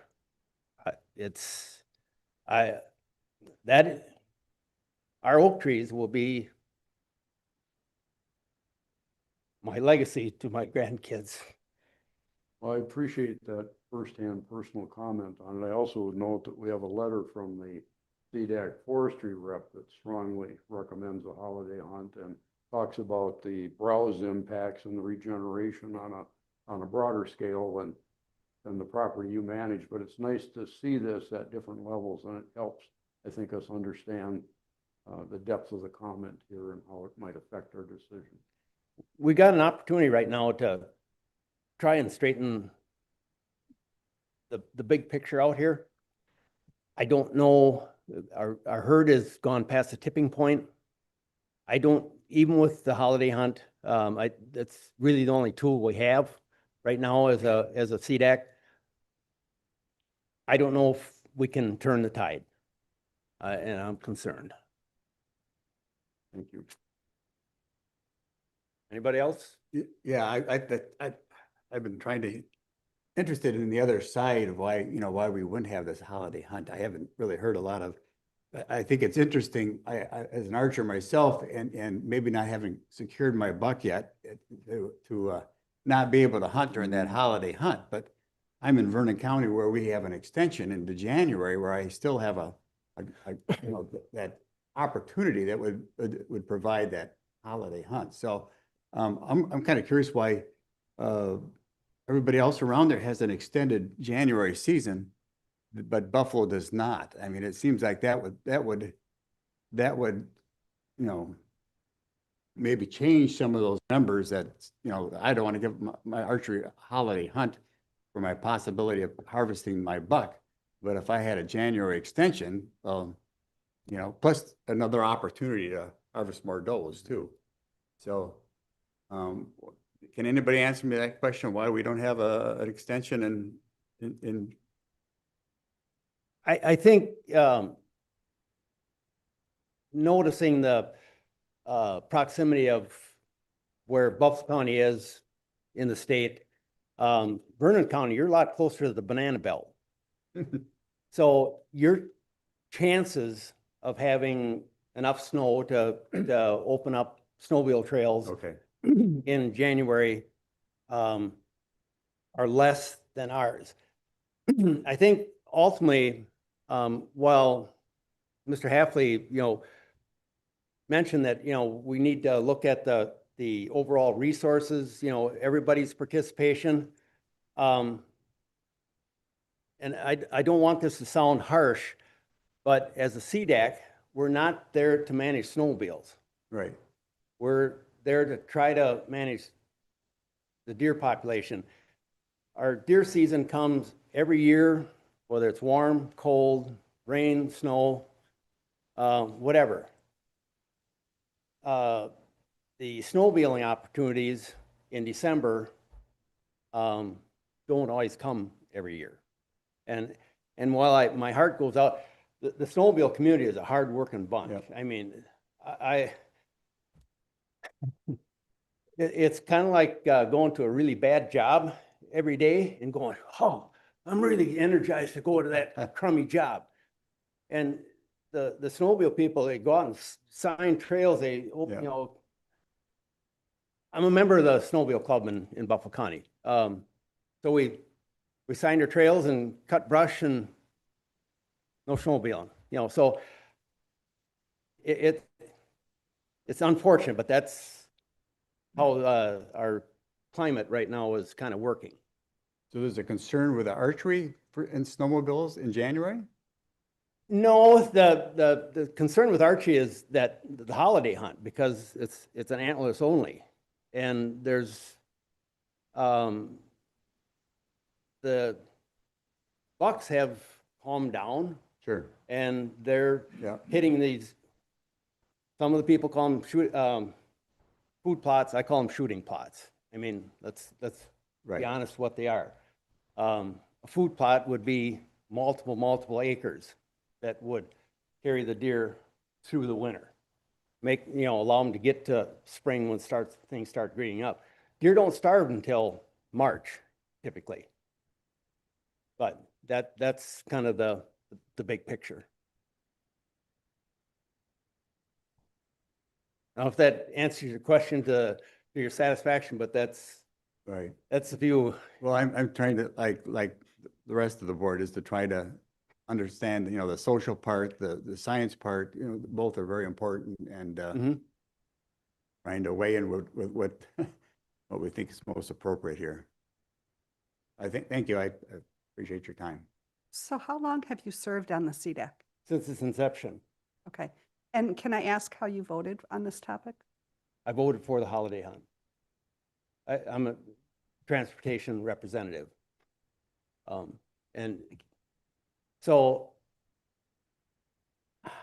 I didn't have a lot of people respond on the questionnaire, but being the shy type, I talk to people, and people that are not necessarily hunters, but driving on our roads are really Sure. getting tired of dodging deer. And it's, my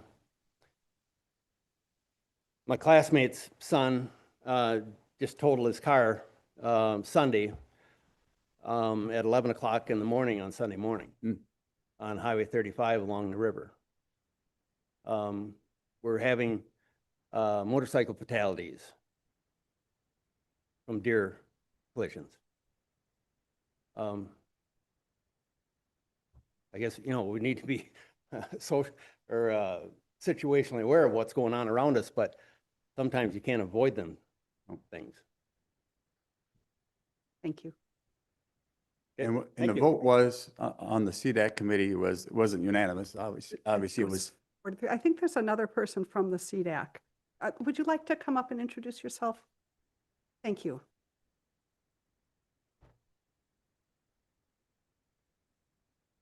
Morning. I'm Dwayne Price.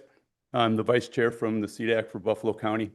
And I was elected last year, so I've been on that committee for 1 year now.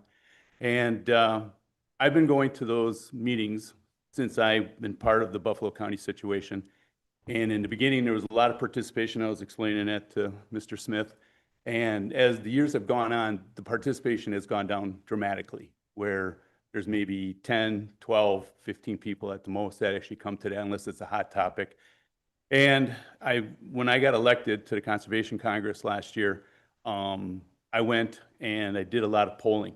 I went to banquets, I went to fundraisers, I went to ice fishing tournaments. I went to everything I could go to, even at shed rallies, at the saloons and bars and whatever. And I would let people know who I was, what I represented, and ask for their honest input.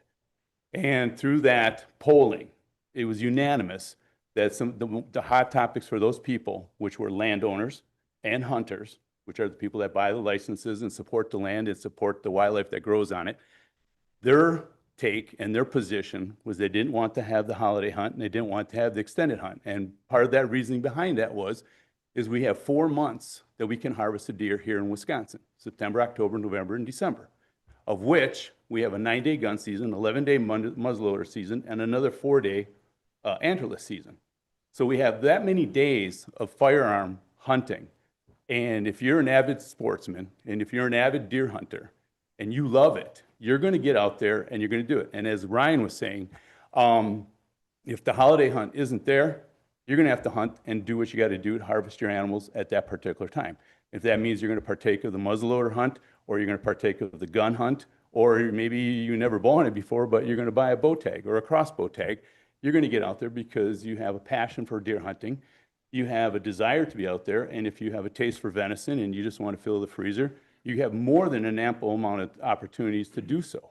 Okay. And for the holiday hunt with its inception, yes, it has some positives, as some of the colleagues of mine have pointed out, especially for veterans, high school or college students coming back. You know, obviously that's an advantage for them. But a lot of people are going to be there anyway for the 9-day gun season because, as far as the college students and stuff, because it's over the Thanksgiving break. So in any case, the whole CDAC was initiated 20-some years ago to be representation for the people that are actually part of the community who actually take part of deer hunting and have a vital interest in it. And they needed a representative to voice their opinions and their concerns. Hence the term that the CDAC was actually created. And over the years, what's happened is we've seen the dwindling attendance for these people coming in. And when I ask these people, I go, do you go to the CDAC meetings? And I would say it would be 50-50 was, one, they didn't know about it. There was no communication. They weren't aware there was such a thing. And the other one is that they said, I used to go to it. I would stand up, I'd talk, or I'd do the survey or something like that. He goes, but after a certain amount of time, I just quit going. And I said, well, why was that? And they said, because they just do what they want to do anyway. My input and my opinion doesn't seem to matter. And I remember it was like 4 or 5 years ago when holiday hunt was coming up, and it was our CDAC meeting was held in Alma, and the snowmobile community came out, and quite a high population of people opposed to it because of some of the things that Dwight had just said. And there was quite a few people there, and they initiated the holiday hunt again that year, even though the survey results and everything else pointed in the opposite direction, that it was not popular to have the holiday hunt. But the CDAC did it based on what they said was the science and the biology of it. So with that being said, the whole situation that we have here is that if you do decide to overturn the recommendation of what the CDAC did, then the people that actually are participating in it, which has dwindled greatly over the last 10 years or so, is going to erode any kind of faith and trust in that whole institution. And so the probability of more people actually committing to actually going to the meeting or filling out the survey is going to be eroded by that, because they're like, well, my voice, my opinion, or my vote doesn't matter.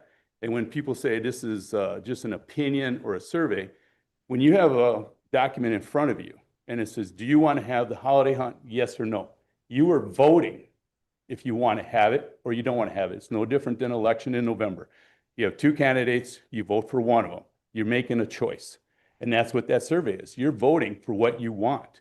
Yes, it's an opinion, but your opinion is what you're saying, which is yes or no. So that is truly a vote. So my recommendation is to instill confidence in the CDAC, the Advisory Deer Council, the DNR and everything. My recommendation is that you uphold the CDAC recommendation.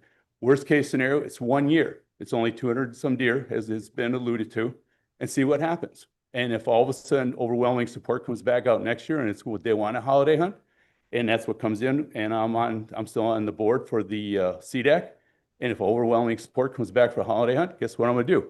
I'm going to represent my delegates, and I'm going to say we should have a holiday hunt, because that's my duty, that's my job. And yes, there's science things that are based into that too, but also I'm supposed to represent the people. I'm their voice. And if I don't represent them according to what they're doing, that's not true. And as far as some of the comments made about the clubs, I belong to Mondovi Conservation Club. I belong to the BCAA, and I was never asked about my opinion as far as when it was discussed up here. And one of the gentlemen here, when he came to the CDAC meeting, I believe he said there was like 69 people that he said that were in support of the holiday hunt from those 5 clubs. Well, that's just a small portion, because almost all those clubs have 200 some members. Okay, so if you look at that, how did that number actually relate to the actual overwhelming people of that club? When I would go to we have a archery 3D league. The people there, they do not want to have the holiday hunt. There's probably 80 some people that are on that league.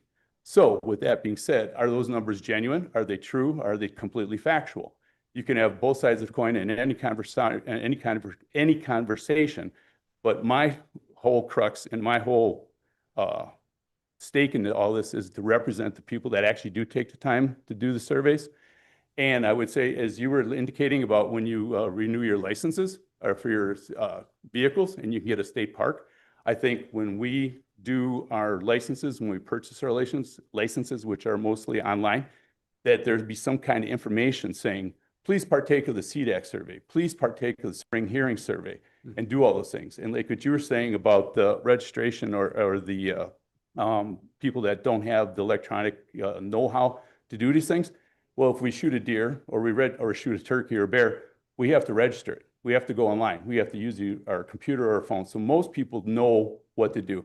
The point is, do they have access or are they in tune with where they can get that? So I think if the DNR can put those surveys, the CDAC, the spring hearing, where it's right linked to their license, it would make it a lot easier for them just to click and go.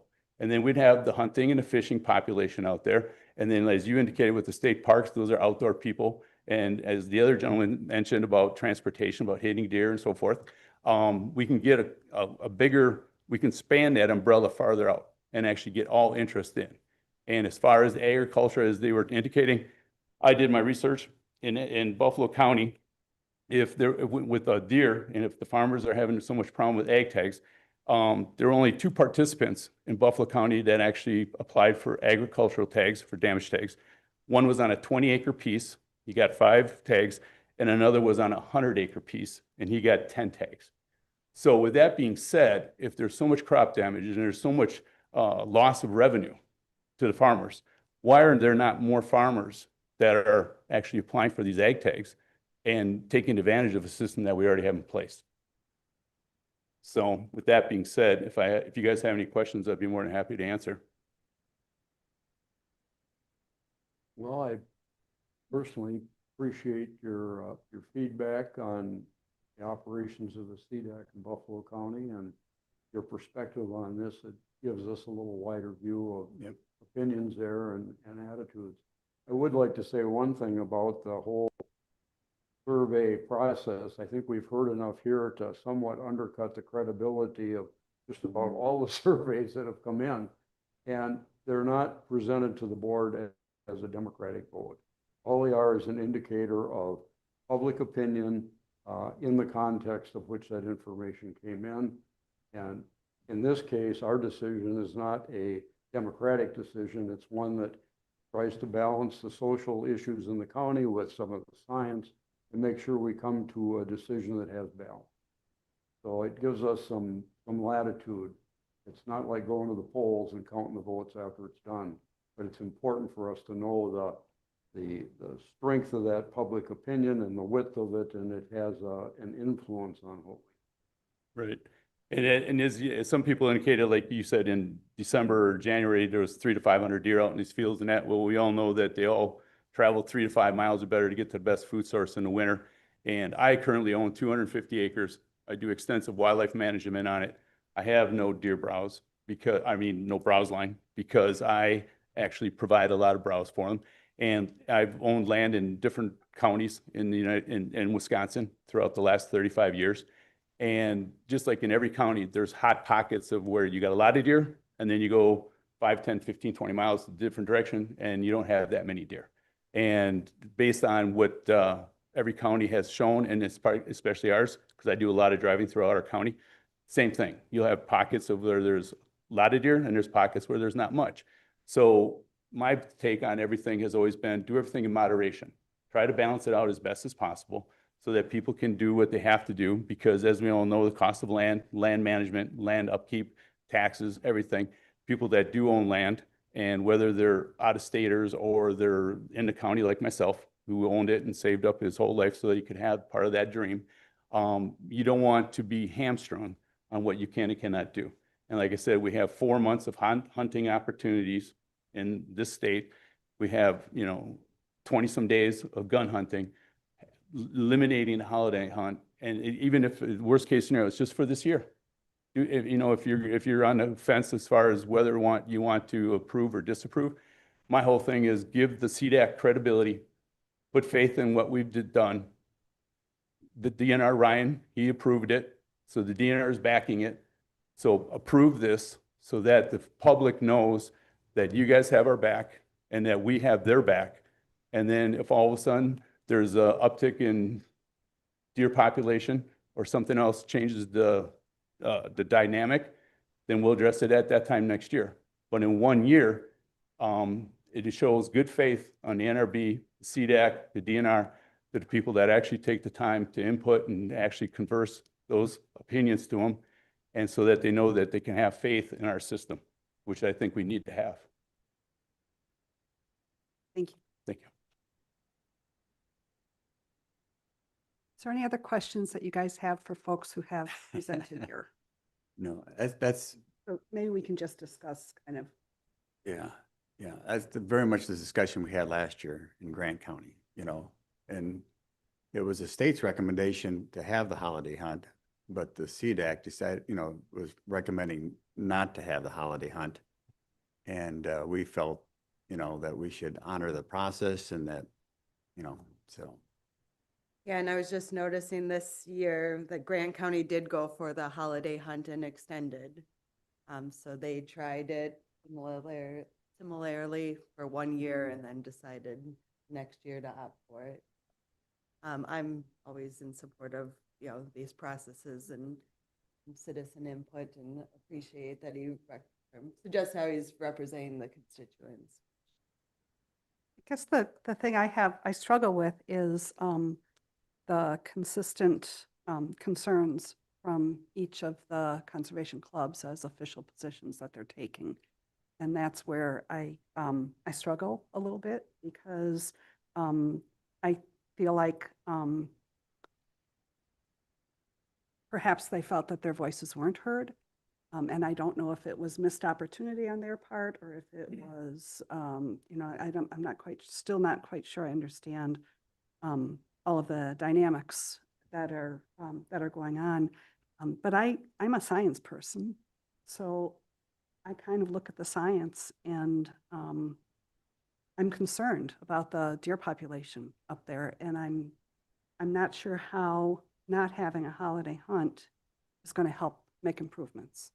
And I understand that having a holiday hunt is not going to solve the problem, but it's at least a step in the direction of trying to do management of the herd itself. And so I have a hard time with understanding if you have increased herd population, increased CWD, decreasing opportunity and decreasing the ability to hunt, especially what I've anecdotally observed has been that we have had a little bit more snow later in the season that allows for easier hunts and perhaps better hunting results. Maybe that's why there were 284 deer killed, antlerless deer killed last year's holiday hunt in Buffalo County. So this is a really very difficult decision, and I think people are passionate on both sides about it. So I don't know. I'm concerned about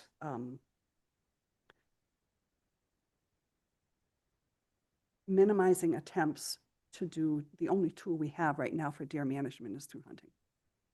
So will people move up earlier? I don't know. It's so seasonal. Like if you could predict when the snowfall was going to be, it'd be a little bit easier call to make. But it's not predictable, and I think it does drive the climate and weather does drive the opportunities available. I think, you're talking about climate is such an important one and such a variable. And I also am a person that really believes in processes. So listening to the last conversation dealing with CDAC moves me into supporting these recommendations personally. I know one complaint from CDACs or being in my local meeting is that they have limited tools to manage. And, the holiday hunt and the antlerless are two of the very few. And so if we're not allowing them to use the very few tools that they feel like they have to manage, then I think that would increase frustration. Yeah, it's tough to pick and choose which ones to override or which ones not to without setting a precedent for it. Very difficult decision. I feel like there's about 10 lines hooked on me, pulling in different directions. And I have strong feelings about all of them. Bill, you're the one that has, I think, the most experience directly in terms of the opportunity. And I'm kind of wondering what your thoughts are. Yeah, a couple things too that we haven't mentioned. We had late input come in from the Ag Bureau on this, expressing support, which I take as sort of a broad brushed reflection of the farming community, as opposed to individuals that might be affected one way or another. And also we heard from elected officials representing this area, who also I take as a pretty good barometer of the broad base of public opinion of the people that they represent, also in favor of the holiday hunt. So the farther you look, the deeper it gets. The thing that was really compelling to me on this, and I have trouble letting it go, is the emotional depth and the impact on individuals that saw this as a real quality outdoor experience for themselves. I'm convinced the science is there that would argue in the direction of having the holiday hunt. It may not be overwhelming, it may not be the only issue that we need to consider, but I think it certainly favors that. So I see that as a little bit of a pull in favor of it. The quality of these outdoor experiences is another mission of the department and the board, is to look for opportunities to provide quality outdoor experiences for the entire public. And I really respect what I've heard here from Dwayne about private landowners feeling about this and wanting to have a complete control over what happens on their property and to be able to use it in the way that they choose. I don't see the holiday hunt as a huge imposition on that. The landowner can decide when they want to hunt and who they allow to hunt, if anybody. They're in charge of trespass or open and so on and so forth. And we're talking about 2 weeks in a very long hunting season here. I don't see that as a big imposition. But at the same time, that same kind of a landowner imposition argument could be made by the farmer, by the forester that's managing timber, and saying, if you don't have the holiday hunt, you're taking away some of the tools that help me. So the whole thing is not a clear and easy decision. But I'm looking at the science. I'm looking at the quality experiences that people are having. I'm looking at the sustained success of the holiday hunt in Buffalo County and recognizing that we're looking at a very difficult decision at the CDAC level that was a close call. And it represents strong opinions from the community. It's not like we're facing a community that has a very strong one-sided opinion on this issue and that we're contemplating overturning that. We're kind of caught in between a strong two-sided argument in the Buffalo County community, and I'm uncomfortable wading into it too far as a board. But it does affect our decision, and Buffalo County, has the reputation as the buck capital of the state. This is a big league ball game there, and it, I think, sets an example, and it's reflective of what the board and the department would do if other counties line up and come in with a similar argument. So I'm leaning a little bit toward the science, and I am compelled by some of the personal stories that we've heard from the testimony and the written comments. I also think that I have strong feelings about making sure that everyone has access to hunting and not just those people who may have to pay additional fees for opportunities. And I think that one of the things we've heard throughout, at least throughout my time on the board, has been that hunting is declining. Hunting numbers are declining, and that's a problem. And I guess I don't see that by not having a holiday hunt, how that works to negate access to hunting. It seems to me like having a holiday hunt is more of an opportunity to start new traditions, to bring families together, to access the resources, you know, in your neighborhood, in your backyard. And again, it's kind of more of that socialization and continuing that tradition, that holiday tradition. And so it just worries me that it becomes an elitist sport and not a family tradition. Yeah, there was another aspect to that that I intended to mention and I failed to, but it ties in with what you're saying, Robin. And there were, again, some anecdotal comments about this was a real quality experience for beginning hunters, for mentors and youth to go out during the holiday hunt when it's very low key. There's less activity in the woods. And they had very good, positive quality experiences for potentially new hunters coming into the system. And that also struck a chord with me. And I think it ties in strongly with some of the testimony we've heard about family traditions moving toward this holiday season when it had more people there together as a family. But I think, you know, those are just kind of personal things. I still think the key elements of this for the board is where's the science on this and where's the social balance on this and where do we land in the middle of that? Well, and my other concern is, you know, we've got these CDAC groups, you know, and, you know, their recommendation is not to have the holiday hunt. And so even at the recommendation of our staff to have the holiday hunt in Grant County last year, we went with CDAC because the very reason that, you know, the reason they were support, they're there to take care of this. You know, we're trying to decide which is, you know, where this level is out there, you know, of whether they want it or not. And so I'm inclined to go with, I wasn't until, you know, I've been going back and forth in this very meeting, you know, but I guess for the same reason I voted last year to support Grant's CDAC committee, I'm going to vote to support the Buffalo County CDAC recommendation. And if it might be I hate to say it, like a wake-up call for people in Buffalo County to know that we're going to take on we're going to respect that committee's opinion, because that's why we asked them to form, then they need to be representative at those meetings, and that we're gonna take their vote seriously, the CDAC's recommendation seriously, I guess. So I don't like the missed opportunity. You know, I think.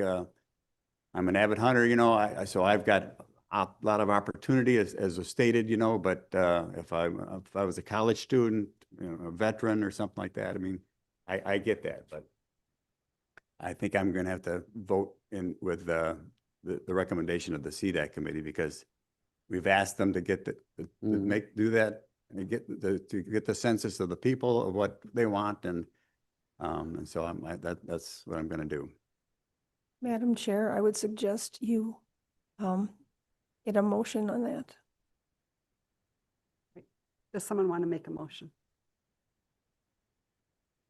I so move that we support the recommendation of the CDAC Committee of Buffalo County and our state recommendation to not have a holiday hunt this year. Is there a second?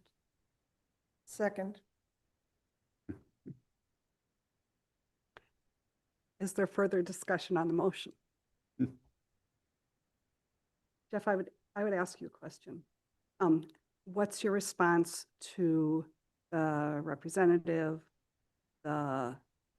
each of the sportsmen's clubs that weighed in about their concerns about the process and like how, just to pay attention next year? Is that? Well, that sounds harsh, doesn't it? But it's like voting, you know, I mean, if you don't, you know, they need to, if they know that this is really the way that we're going to hear their voice, then they have to be present at those CDAC meetings. They have to, you know, I mean, I think we called it a survey or whatever, but, you know, I think, I think they have to understand that, you know, that we're listening to these CDAC groups that have been developed to be how we hear the voice of the community, of what they want. And so, you know, I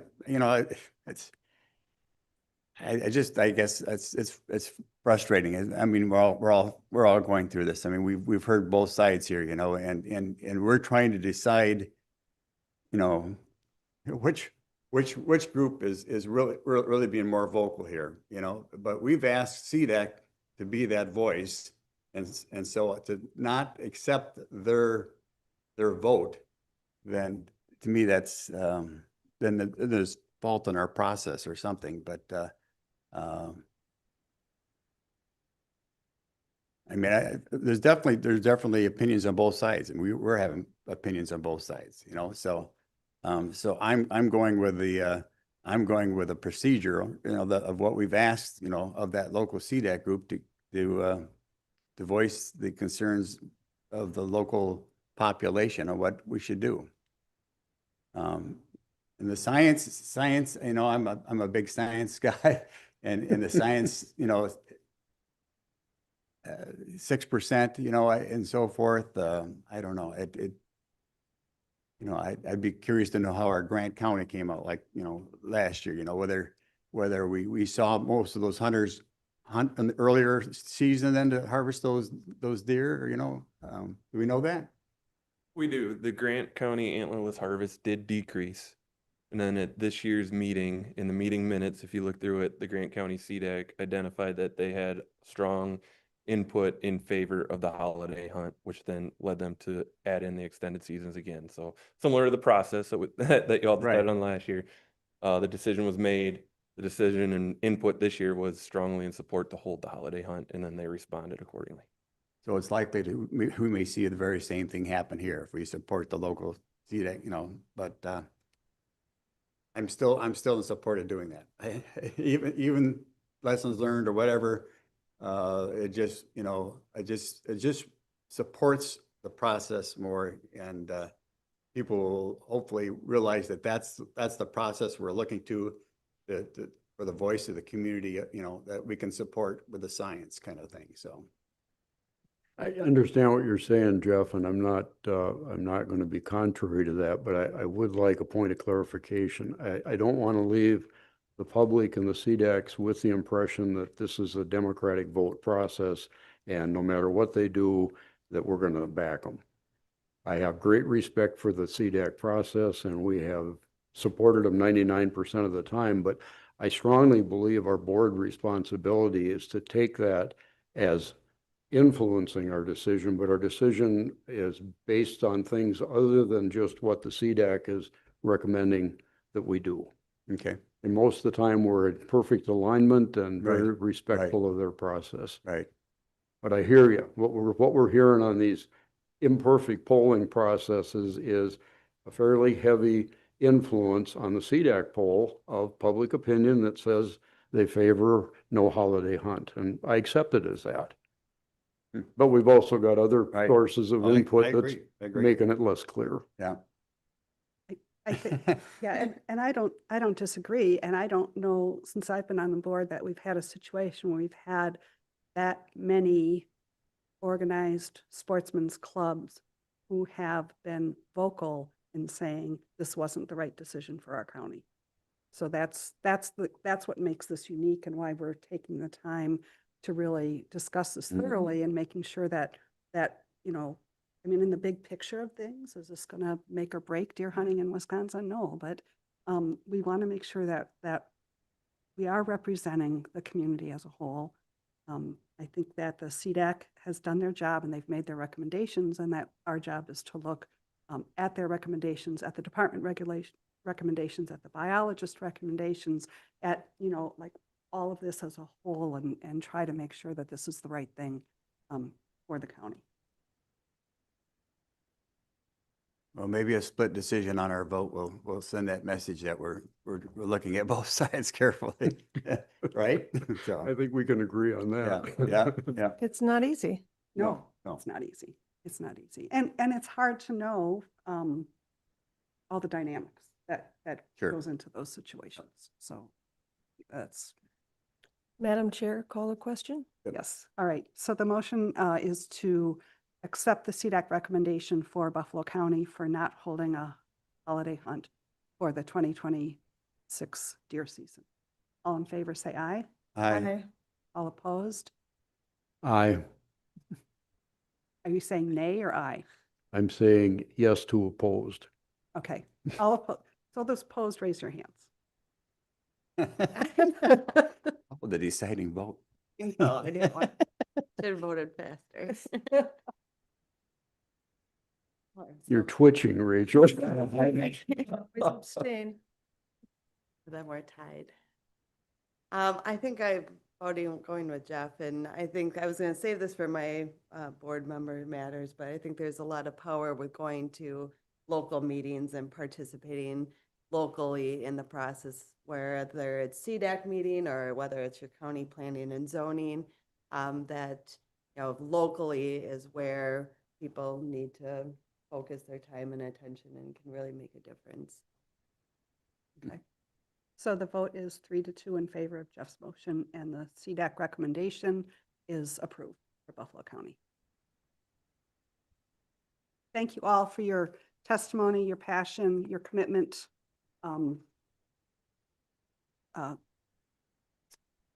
We'll see how it turns out. Yeah, that's right. All right. I believe we are, this is a clock, it's already 10:30, and I know we have public forum next. Why don't we take a break, come back at 10:50? Is that enough time? Almost a 15, let's take a 15-minute break. Good. Yeah.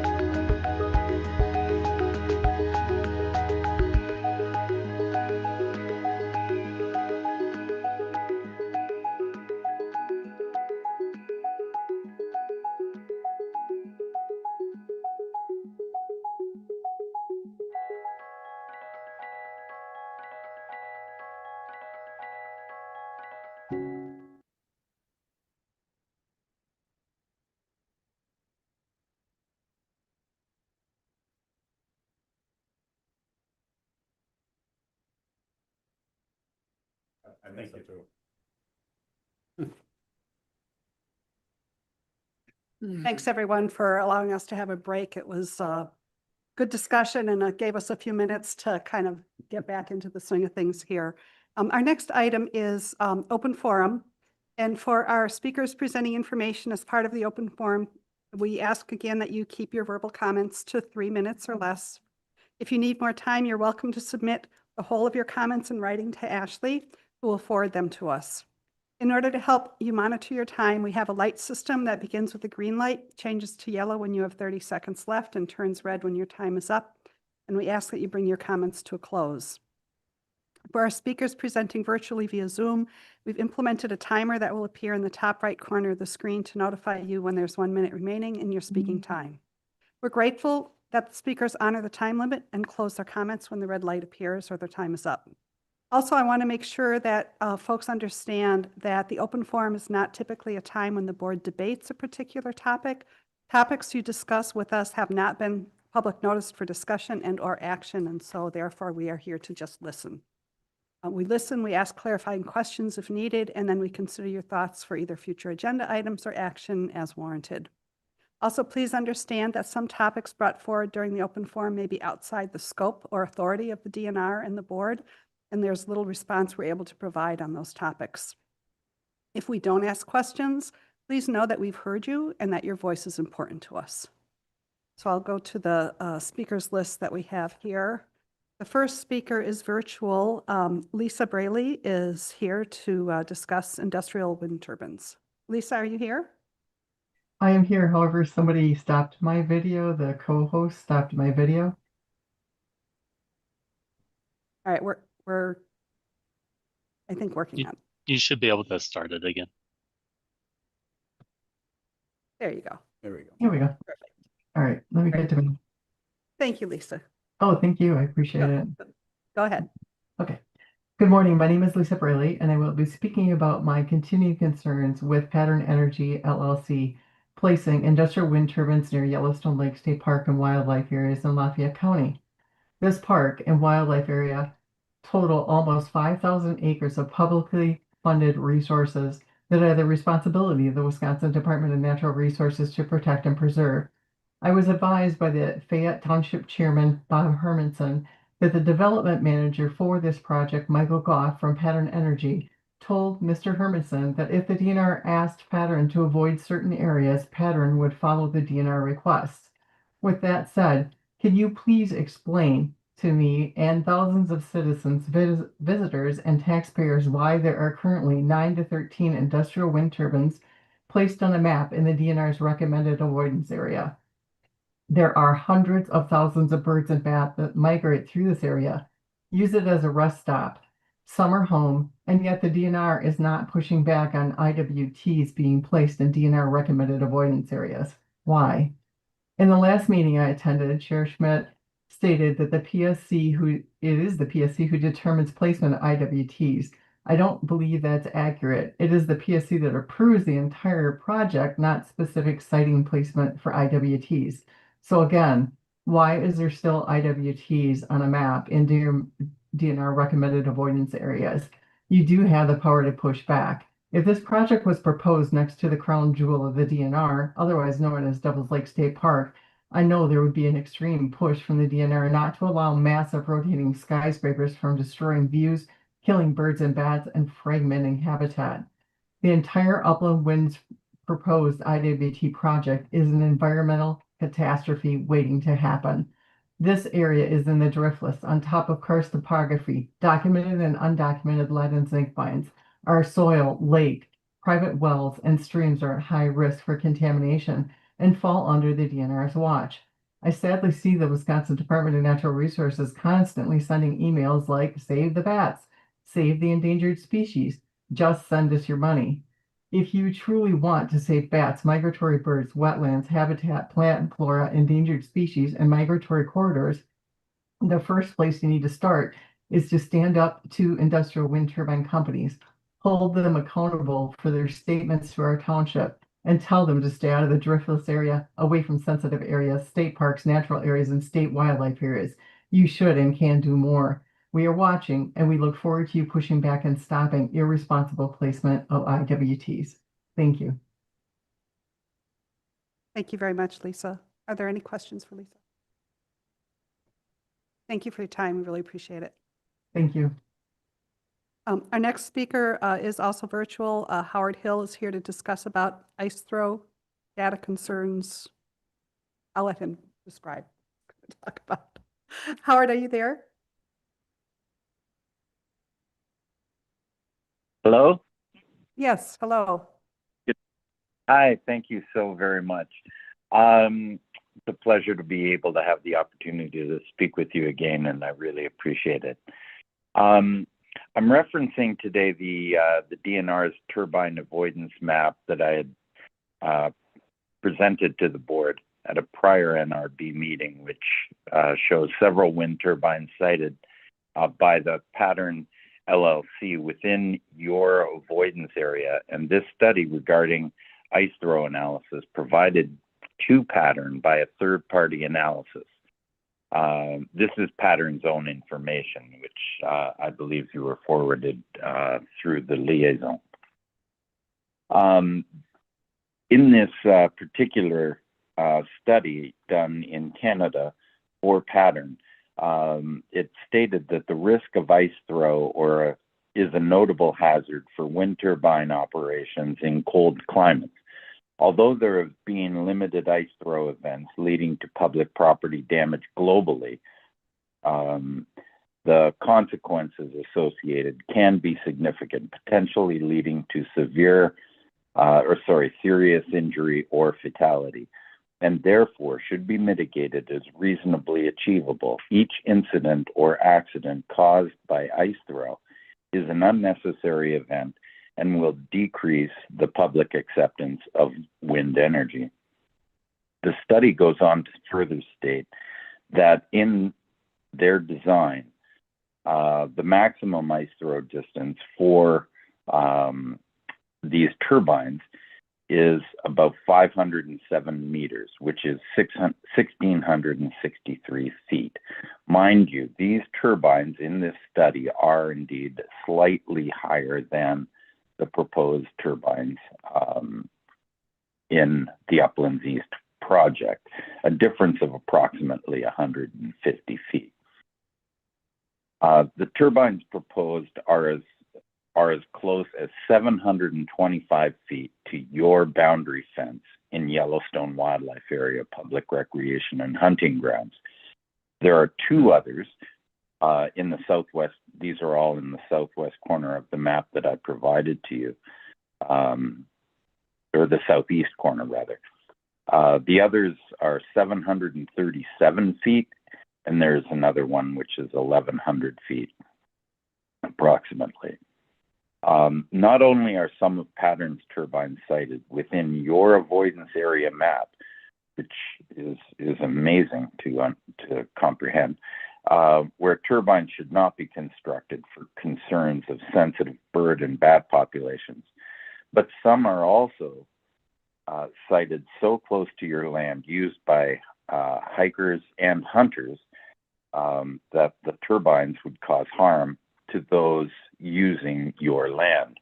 And following up on previous discussion this morning, if there was an extension of a holiday hunt, or certainly as archery does get into January, those fence lines are prime areas where ice throw can occur in the vicinity of hunters. For the sake of human safety and the precautionary principle, we ask that you have Pattern remove these turbines from their project to support your avoidance area map and to protect the people using DNR land. Thank you. Thank you, Tom. Appreciate your comments, and thank you for forwarding that information to us. Any questions? Thank you so much. The next speaker is Charlie Henriksen from Henriksen Fisheries. Charlie, are you here? Or you're virtual? This Tom. Oh, I'm sorry. Charlie, hold on. I wrote notes on the wrong line here. Tom Stolp from Wisconsin, representing Restoring Lands of Wisconsin Land Trust. Tom, are you here with us virtually? I am. Thank you. Okay. Yeah, thanks. Welcome. Thank you so much for having me. My name is Tom Stolp. I'm the Executive Director of Restoring Lands, formerly River Revitalization Foundation and the Ozaukee-Washington Land Trust. Our mission is to protect, connect, and restore Southeast Wisconsin's lands and waters for the benefit of all. And since 1992, we have worked to achieve a wise balance between development and conservation. Today, we steward 40 public nature preserves that provide free and open access for hiking, hunting, birding, and more. However, at the present moment, our state faces a troubling double threat. At the end of June, as many of you are aware, funding for the Knowles Nelson Stewardship Program will end. At the same time, Wisconsin is confronted with the potential loss of the very lands that Knowles Nelson helped to protect. I'm here today to call your attention to American Transmission Company's proposal before the Public Service Commission, which would construct high voltage transmission lines in order to meet the energy demands of hyperscale data centers. And our concern is that ATC's preferred routing would cross several restoring lands and DNR Knowles Nelson nature preserves. These properties were conserved with critical support from Knowles Nelson and are now stewarded by our organization because they represent exactly the kinds of high quality natural areas that Knowles Nelson was created to protect. They are not open spaces awaiting development. And we believe, as I'm sure many Wisconsinites would, that allowing 180-foot tall transmission towers, that's taller than the Statue of Liberty from toe to torch, as well as allowing the clear cutting of 150-foot wide swaths of intact forests and wetlands, would undermine that Knowles Nelson investment. It would fragment habitat, diminish ecosystem services, and diminish water quality protection, as well as spoiling recreational experiences that these lands were intended to provide for future generations. We're also concerned these impacts may not be fully understood. There is little evidence in the public record that conservation protections were comprehensively evaluated by the utility company during their development of proposed routes. ATC has stated that title searches for conservation easements will not be completed until after the routing is approved. This is despite the fact that, as you all know, DNR maintains very publicly available mapping tools which identify Knowles Nelson properties and other conserved lands. Any hunter looking to access Knowles Nelson properties can pull up on their phone and locate our nature preserves, your nature preserves. It's not difficult to determine which lands are meant to be forever protected. Given the rapid pace and unprecedented scale at which natural areas, farmland, and open space are threatened to be converted to support this new emerging hyperscale data center reality, developers should recognize that some lands are simply off limits. The public, the DNR, has already made lasting investments in these places, and they were meant to remain intact forever. For these reasons, we respectfully ask DNR to uphold the integrity of Wisconsin's investment in these permanently protected lands. We ask the department to use its voice, expertise, and regulatory authority to ensure that these investments are not undone and that the promise made through Knowles Nelson remains meaningful for future generations. Thank you very much for your time and consideration. Thank you. Thank you, Tom. Appreciate that. Are there any questions for Tom? Thank you for sharing that information. All right. Now our next speaker is Charlie Henriksen from Henriksen Fisheries. Charlie, are you available? I am. I'm trying to get my face on the There page. it is. Okay. There you go. Hey, Chairman Schmidt, Secretary Hun, and members of the board, I've got a unfortunate and unusual situation that's jeopardizing my business. As you know, we've been involved in fish management and lawmaking and all of this for a very long time. So anybody who believes that we would jeopardize our livelihood and intentionally fish illegal nets has no knowledge of the fishery or our place in it.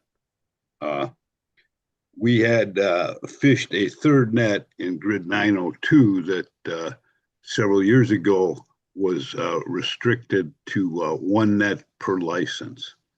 So our longtime colleague had trouble renewing his license last year, and that whole process has changed where you have to do it through Go Wild. So when he did it, he had to go to Green Bay, and he had the two different wardens help him with it. I've detailed all of this in a report that I believe Ashley has distributed to you. I hope it was timely enough that you would have seen it. But what happened was they told him he couldn't renew his license without a boat, which to me and to him was a big surprise. You know, we've both been fishing for 50 and 60 years. But he sold his boat. He's winding down his career. He's older and has some difficulty with some IT stuff. So anyway, everybody knew his license was on our boat. There was no question about that. So we decided to fish a third net in the 900 grids and put his license number on it.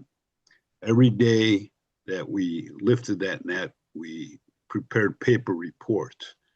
And what we've learned after a complete fiasco with your warden confiscating that net is that his reports were not being uploaded into EFERS. And any of you who have been around here a while know that there's difficulties navigating EFERS, and it continually gets more complicated now, where we have two-part authentication. There's no access. In our business, our licenses are in my son's name, and I can't even access them on EFERS to check them or to enhance them. So I don't know exactly what you can do for this, but I just want to mention that we're really, really having a difficult time, and I'm going to go just a second past here. But so right now, I have over 80,000 pounds of fish I'm waiting to transfer. The warden has blocked those transfers because he says we're going to be charged with violations that could lead to revocation or suspension of our license, which is, to me, somewhat ludicrous. And if and when this is resolved in our favor, we've still spent all this time dealing with it, and the net he pulled out would have caught several thousand pounds of fish between when he confiscated it and now. So. Charlie, I gotta kind of cut you off here because you're way past your time, but Yeah. I appreciate you presenting this information to us, and also appreciate the written correspondence that we got. And I'm sure the department has been looking at this. And Okay, I'm going to start. Pardon? That was the next. Oh, okay. I'm sure that there'll be some communications with you. Thank you. Any Well, questions? for Charlie? thank you. Yeah. Thank you. All right. Our next speaker is Carol Phillips, joining us virtually. Morning, Carol, are you there? Yeah, yes, thank you. I'm continuing with my concerns about the DNR's presentation to this board about wake surfing last January. My biggest disappointment was that there was absolutely nothing said about safety and usurping the lake. This is the single biggest problem with wake surfing. At town meeting after town meeting, boaters tell of being knocked over and injured by big surf wakes, including serious injuries and potentially catastrophic situations, including people in wheelchairs on big pontoon boats being knocked over. Paddlers and even people in fishing boats tell of nearly being run over by surfboat operators who did not see them due to the surfboat's bow-high position when surfing. Many toddlers out wading have been knocked over and terrorized. So many people said that they had to leave the lake because it wasn't safe when surfers were out. The boating industry's Wake Responsibly campaign says nothing about safety of others except steer clear of parked boats and smaller watercraft. Some wake surf groups make the extremely misleading claim that the DNR has issued no citations for wake boats. True, but only because citations do not identify the type of boat. So no citations for pontoons, fishing boats, ski boats, or any other type of boat either. The previous legislature's proposed 300 feet from other boaters is inadequate. Many of the injuries were from surf boats who were over 300 feet away. One very good highlight from the DNR's January presentation was that the Lakes and Rivers manager encouraged local control. Any municipality can use local control ordinances to limit wake surfing to protect other lake users now, rather than waiting for the industry, surf groups, and the legislature to provide a meaningful solution to keep our lakes safe for all to enjoy. Thank you for listening, and my thanks to the Ho-Chunk representative for his insightful introductory remarks. Thank you, Carol. Any questions? Appreciate your time. Thank you. Thanks. All right, the next speaker virtually is Christina Ciano. I'm sure I'm butchering that last name. I apologize that and apologize for using that word. I'm sure I'm mispronouncing your name. Oh, that's all right. It's Chiano. Ciano, thank you. Quite all right. Good morning. My name is Christina Ciano, and I wanted to thank the NRB for allowing me to have the opportunity to raise the concerns regarding the disturbing instances of wildlife killing contests that take place throughout the state of Wisconsin without any sanction or any scientific inquiry into them, any guidelines. Like many Wisconsinites, I'm a person who holds a great respect and appreciation for the natural world. I feel tremendous happiness when I'm fortunate enough to witness rare glimpses of wildlife, like such as spotting a red fox traveling through my yard in the early hours of the morning, or a coyote suddenly appearing in a wooded clearing, or even springing across the marsh. Even commonplace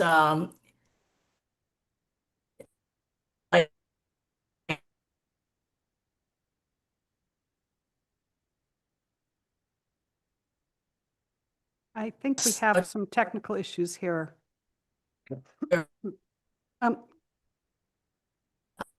Christina, we are not, you're kind of frozen here on the screen. I wonder if you could turn your that the video Random off Tavern and kind of repeat what you said. If that, we might have better bandwidth by doing that. Yeah. Is it?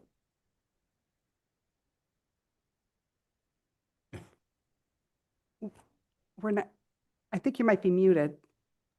Okay, I just tried to unmute myself, so Okay. I don't can you know try- how much you lost or how much of that you got.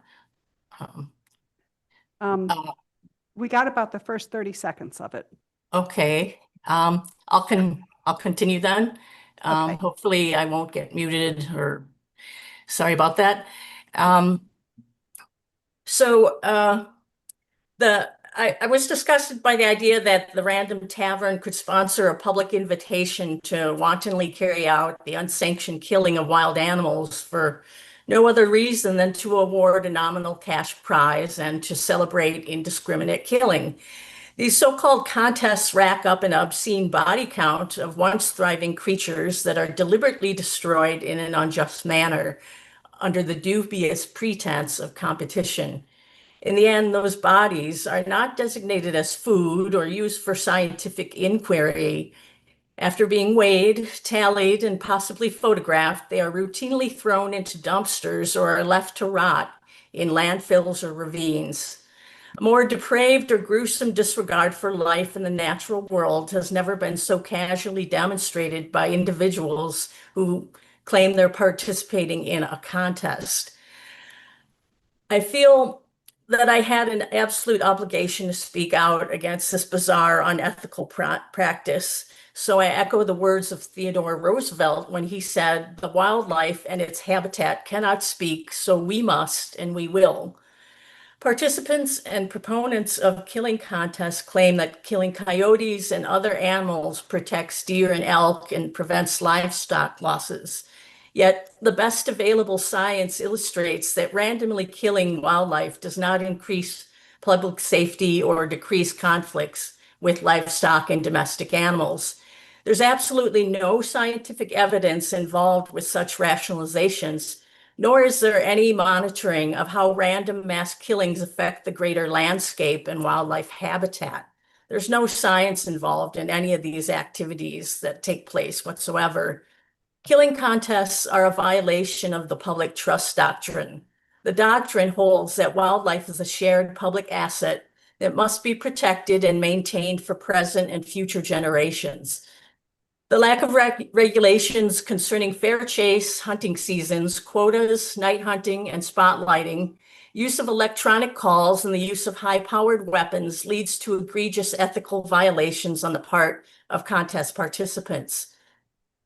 Non-hunters are a majority of state residents here in Wisconsin and a huge group of natural resource users. Their demographics are varied and widespread, and they love to see wildlife in their natural state. According to the National Survey of Fishing, Hunting, and Wildlife Associated Recreation, 57% of U.S. residents participated in wildlife watching, 15% fished, while only 6% hunted in 2022. My question is, why are we asking the shrinking minority of individuals to desecrate and exploit our shared public asset? Mesopredators such as, I I'm think sorry, you need to, if you can bring it to a conclusion, that'd be great. I'm in the process, thank you. Okay. Mesopredators such as coyotes, foxes, raccoons, bobcats, and small prey such as rabbits and squirrels, even crows, do not exist as mere targets on the landscape to be purged. They are living beings with their own intrinsic value and right to life. They are not automatons. Animals have their own society, and the law must evolve to recognize and protect that reality.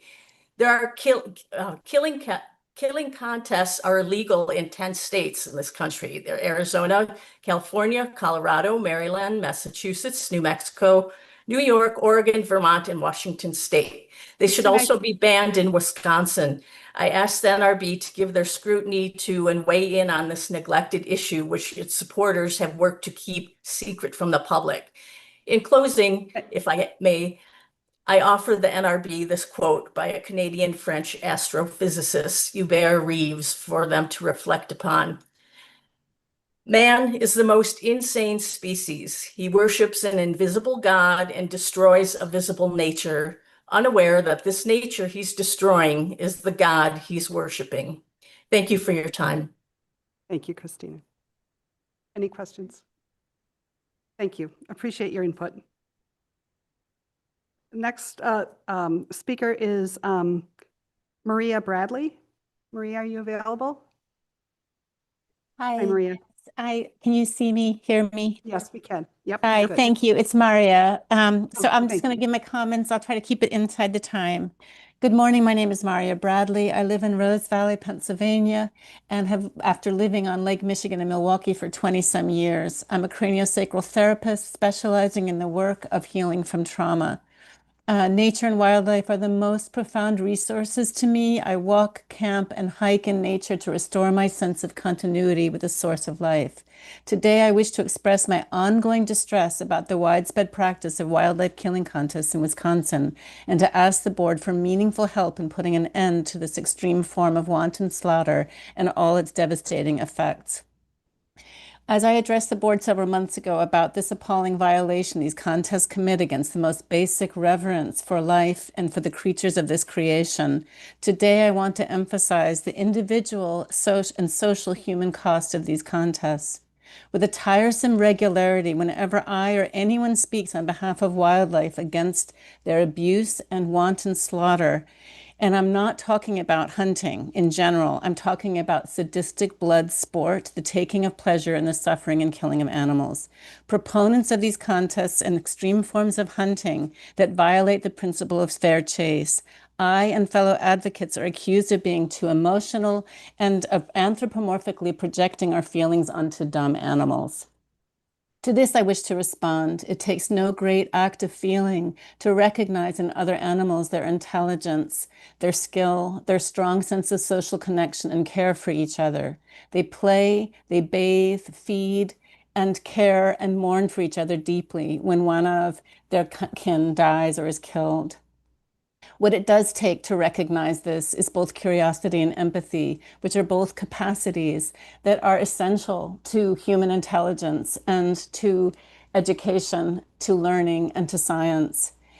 If those qualities cannot happen if one enters into an encounter in the spirit of fear, contempt, hostility, with the sole intention of dominating and killing. While there are contests in which aggression and hostility are useful, simply going out to kill as many of one's species without cause and celebrating celebrating that represents, celebrates, and seeks to normalize an appalling culture of cruelty to animals. There is a scientifically established link researched by the FBI and the National Institute of Health also between the abuse of animals and the abuse of family members and other human beings. Further, children who witness this kind of cruelty to animals are themselves often traumatized and have to find some way to adapt. Tragically, often that means they imitate and repeat acts of cruelty in order to win praise from the abuser and master their own natural grief and horror. They are thus scarred, numbed, and have their natural human curiosity and empathy stunted for life, unless they do healing around that. I am appalled that a practice that so violates the sacred principle of life and the natural instincts of the human heart continues to be widespread in Wisconsin and without any recourse. So it is I turn to the board to thank them for Can I just bring it to finish a this close, last? please. It's Yeah. the last little bit. I want to thank the board for investigating and looking into this issue. Particularly, I want to thank Mr. Doug Cox for pursuing it with the seriousness it deserves. And I just ask that the board let us, those of us who are, and the growing numbers who are appalled by this, know what steps we can take to make sure this practice becomes illegal. It's not only environmentally imperative, but a necessary step in the repair of the human capacity to honor our bond with nature and other creatures. So I'm asking for help about what we can do. All right. Thank Thank you. And I appreciate your input and thank you so much. Thank Any you. questions? Okay. I'll be thank you. sending the comment in with the references. So thanks. Yep. Excellent. Our next speaker is Florence Sandock. Florence, are you available? Whoop, I hear you. I am here. Okay. Go ahead. There I am. Okay. Thank you so much. I want to thank you for hearing us this morning. I also want to honor the gentleman from the Ho-Chunk Nation. I thought his comments were extremely relevant to what I have to talk about, which is referring to his porcupine brother rather than his porcupine enemy. I think that that kind of understanding is where we're moving to. I have 3 points I want to make this morning. One is the balance of nature, which is what the Ho-Chunk gentleman mentioned as well. We know that all of these animals contribute in one way or another, whether or not we understand their actual functions in helping us to survive on this planet. And when we killed the buffalo, shooting them from the train, we didn't understand how much they contributed to the health of the land on which they lived and to the eventual life-giving forces that they gave to the nations. When we shot the carrier pigeon and caused them to be extinct, when we took care of the cats in London, which eventually came to the plague. Now, I'm not saying that our animals are going to go extinct, but what doesn't mean is that there are unintended consequences to our actions. So we have balance, the balance of nature, which is critical to our own well-being, and unintended consequences. When we randomly kill coyotes, foxes, etc., predators of that sort, we may find that rats and mice and rabbits and all of those creatures that we want to keep at bay on our farms are coming at us unintended, in an unintended way. The third is the generations that the Ho-Chunk gentleman mentioned. What are we leaving as a legacy for our children? Are we saying that killing is the answer to our problems and that actually you can have fun doing it?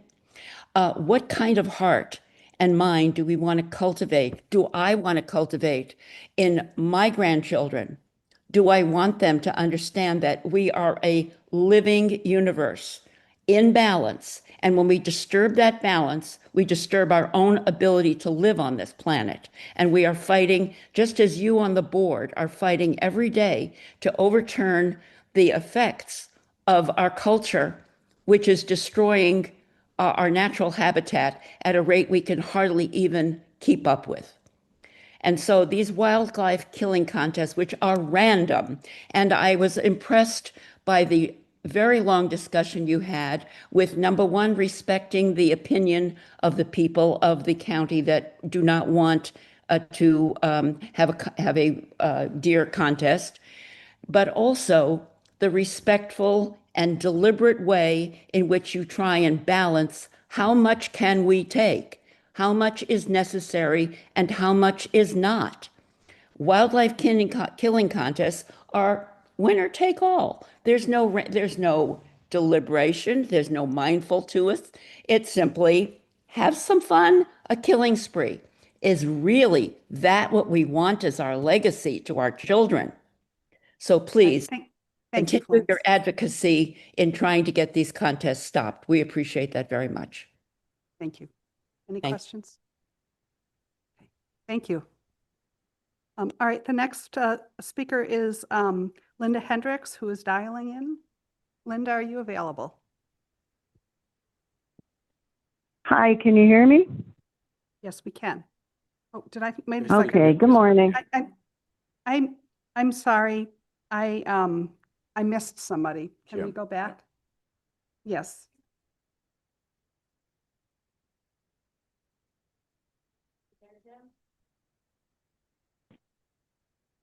All right. All right, thank you. Linda, go ahead. We're ready for you. You just knew that. Oh, I wrote something. I just pen away.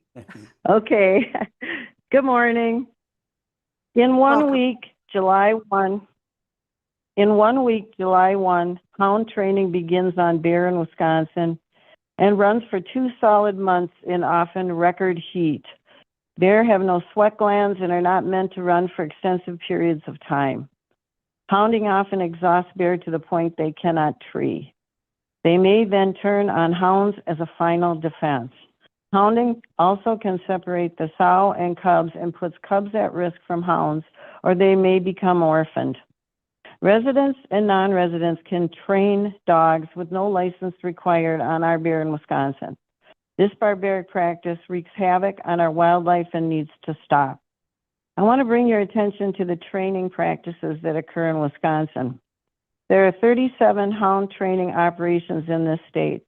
It is legal to train hounds on captive bear, coyote, bobcat, fox, raccoon, and rabbit. Bear, bobcat, and raccoon are placed in elevated cages in a tree or via a pole at least 10 feet off the ground and are used for up to 12 hours of time with 8 hours of rest. Raccoon are also trained in rolling cages, and fox and rabbit can be chased for up to 16 hours at a time. Up to 3 dogs may be used for each coyote or fox in the enclosure. These animals are bred for this purpose, and wild animals cannot be trapped and used. If a wild coyote or fox enters the enclosed area, they are killed and removed from the enclosure. Hound hunting is profitable for bear hunters who often work as guides. People are making money on the backs of our wildlife using this horrible practice. Wisconsin is the only state that reimburses bear hunters for hounds who are killed by wolves during bear hunting and training. In 2025 alone, $55,000 was paid out to hounders for the death of 22 hounds and $8,516 for vet costs on 8 hunting dogs.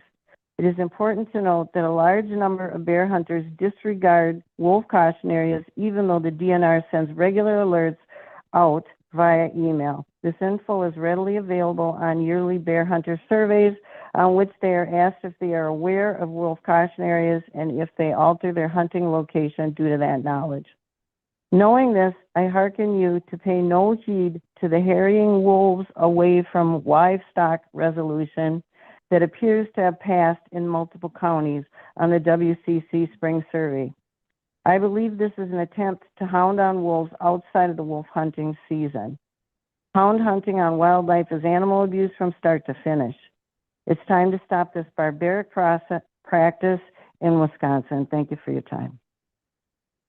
Thank you, Linda. Appreciate your comments. Any questions for Linda? None. Thank you.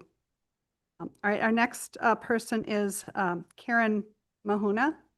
Karen, are you available?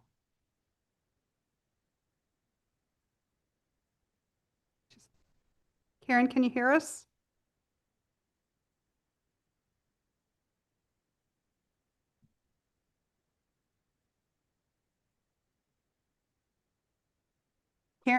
Karen, are you there? Yeah, can you hear me? Yes, we can hear you Hello? now. Yep. Okay, great. Hello. Good morning. My name is Corinne Mahuna, and I thank you for the opportunity to provide public comment. I wanted to touch on what wildlife conservation is.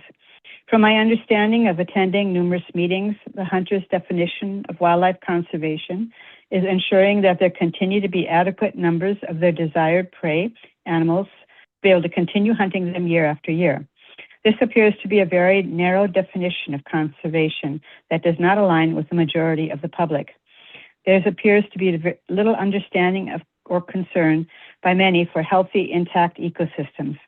Of course, this can also be said for many non-consumptive users.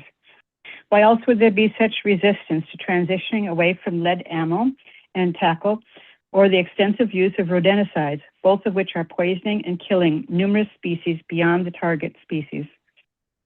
Owls, hawks, coyotes, fox, etc. perform enormous benefit to all by naturally eliminating the many types of rodents.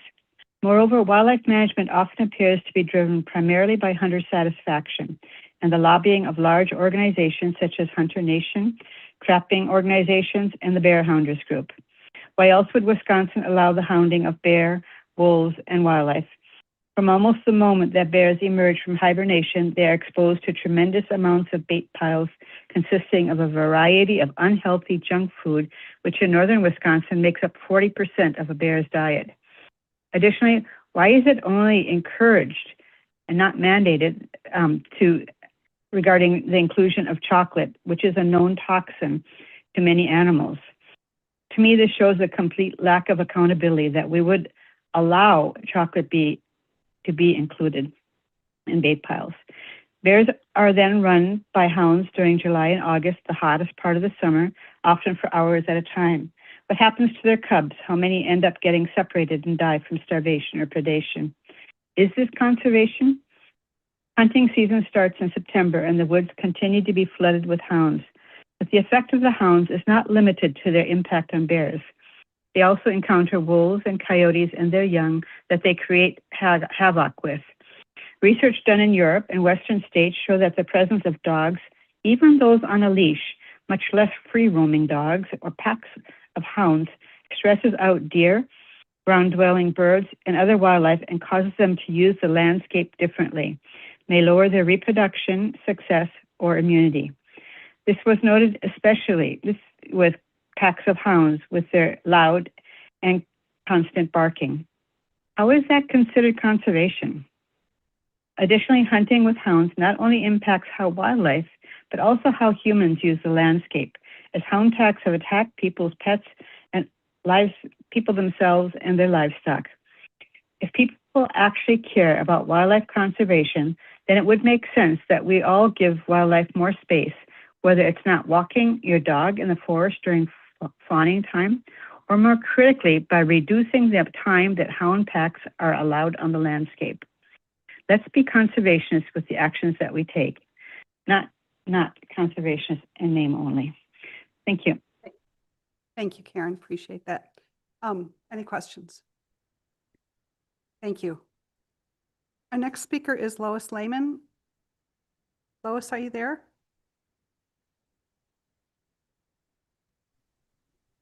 Yes. Hi. Hi. All right, we see you now. Hello. All right. Thank you. you. You've got 3 minutes. To the board and to Secretary Hyden. I am happy to be here to talk about wildlife killing contests.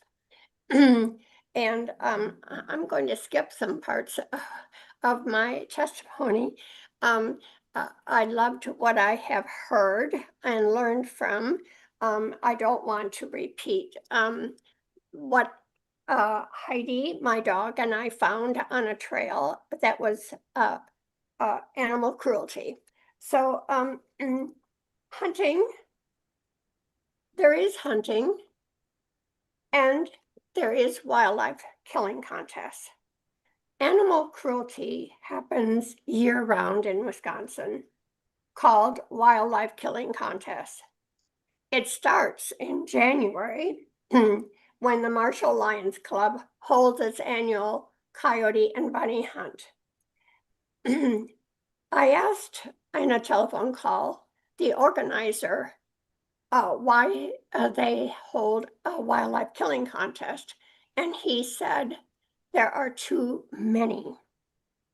You know, what I want to say to that is that that is not the science, and he doesn't follow the science because it's spring or almost spring in Wisconsin. We are seeing many more native animals on our landscape besides the coyotes, the bunnies, the hawks, of course, the squirrels, and it is because they're getting ready to mate, to look for shelter, to have their young, and to raise their young.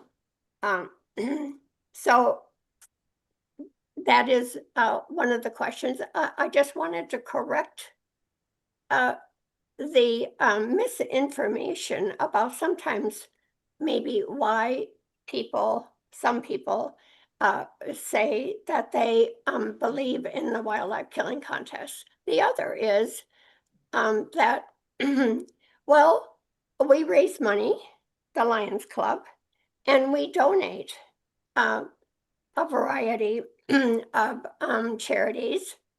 Do we need to kill animals to raise money to donate to a charity? I don't. And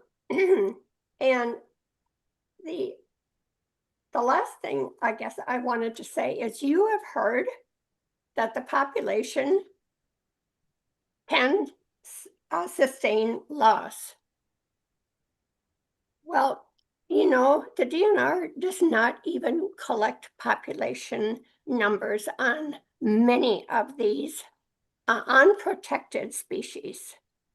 So that what is lost in that argument is— Lois, if you can conclude, that would be great. You're at your time limit. all right, thank you. I want to say that wildlife killing contests are not conservation.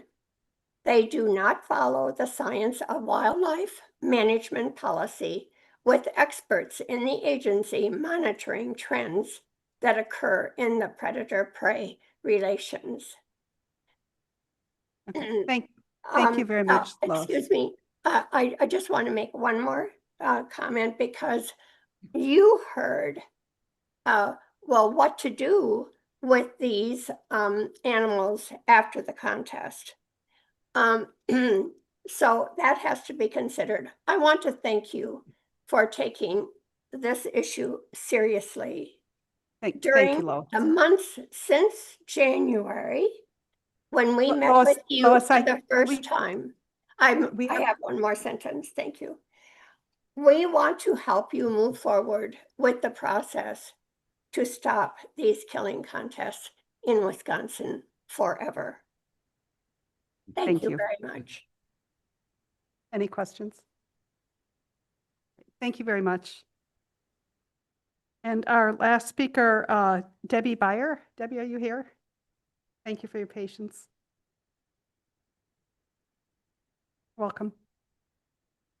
Thank you very much for all of your time this morning. The scope and scale of what you all deal with is just mind-boggling, really. And so thank you very much. I will just run through really quickly. I'm Debbie Byer. I'm from Hudson, Wisconsin. And I just wanted to encourage you to not be shy about connecting DNR work. Again, broad scope and scale, but connecting DNR work to economic benefits in the state.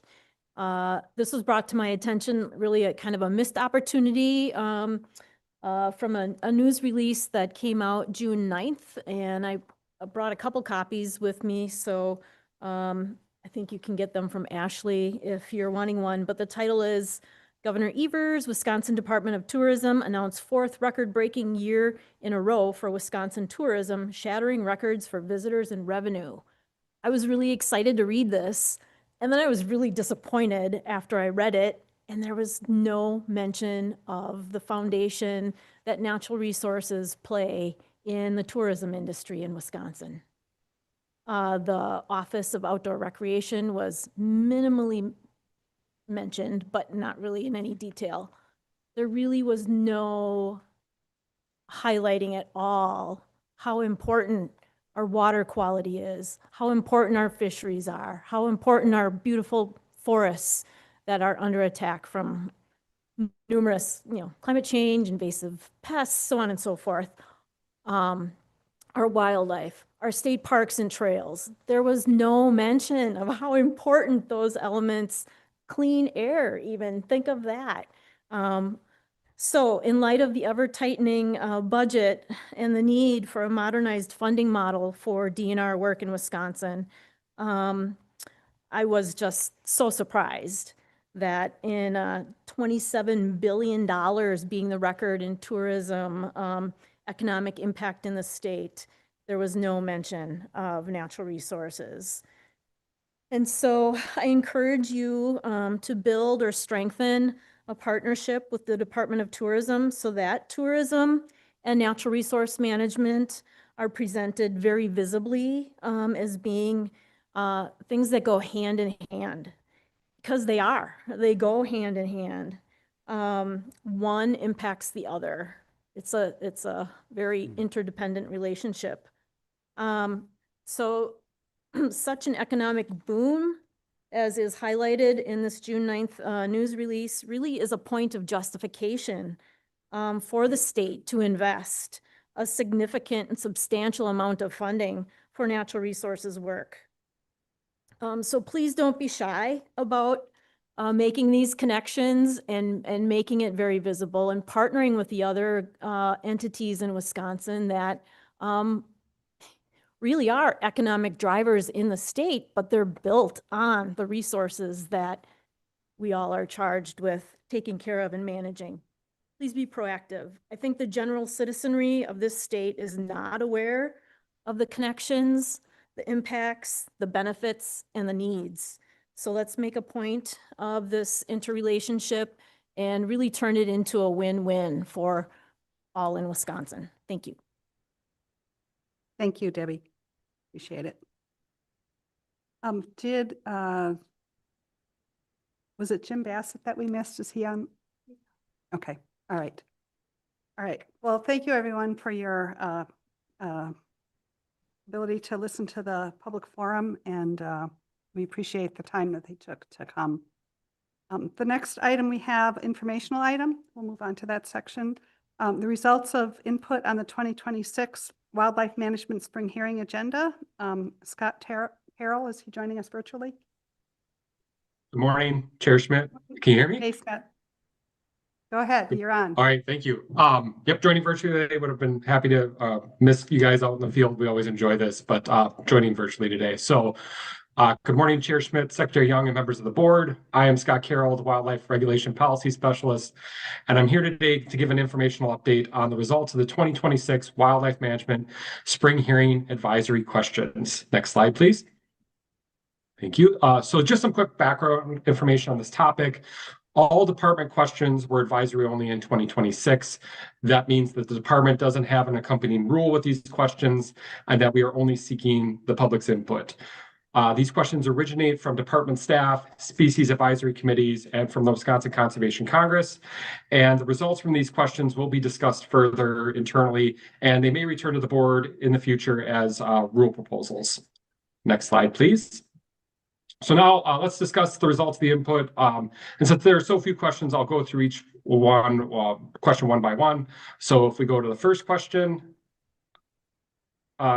removing the once-in-a-lifetime requirement for issuing an antlerless elk license. This one was about, the public input was about as close to 50-50 as you will get. Did pass in more counties. It was supported by also the Wisconsin Conservation Congress at their convention. Next, please. Changing the sharp-tailed grouse drawing from a preference point system to a random drawing. That question got about 62% and also was favored in the majority of the counties. Next. So allowing a single overnight blind for individuals with disabled permits south of Highway 64. The board may remember that currently overnight blinds are allowed for everyone, and there's no limited amount north of Highway 64, south of Highway 64 that doesn't exist. So the question was asked about allowing an individual with a disabled permit to have a single overnight blind in those areas where it's currently not allowed. That received about 67% of the support, and also was supported at the Congress convention. Next item is creating a statewide cottontail rabbit season. A lot of people don't know we have it separated by north and south with different start dates. This would be rule simplification. This got our highest support at 82% of the public input and supported in all counties. Next item is extending the archery season to January 31st in all farmland zone deer management units. This one got 60% of the public support and majority of the counties. However, it was not supported by the Wisconsin Conservation Congress at their annual convention. So again, just something that we'll discuss this fall, whether or not we move forward with any proposal. Number 6 is allowing bobcat hunting at night.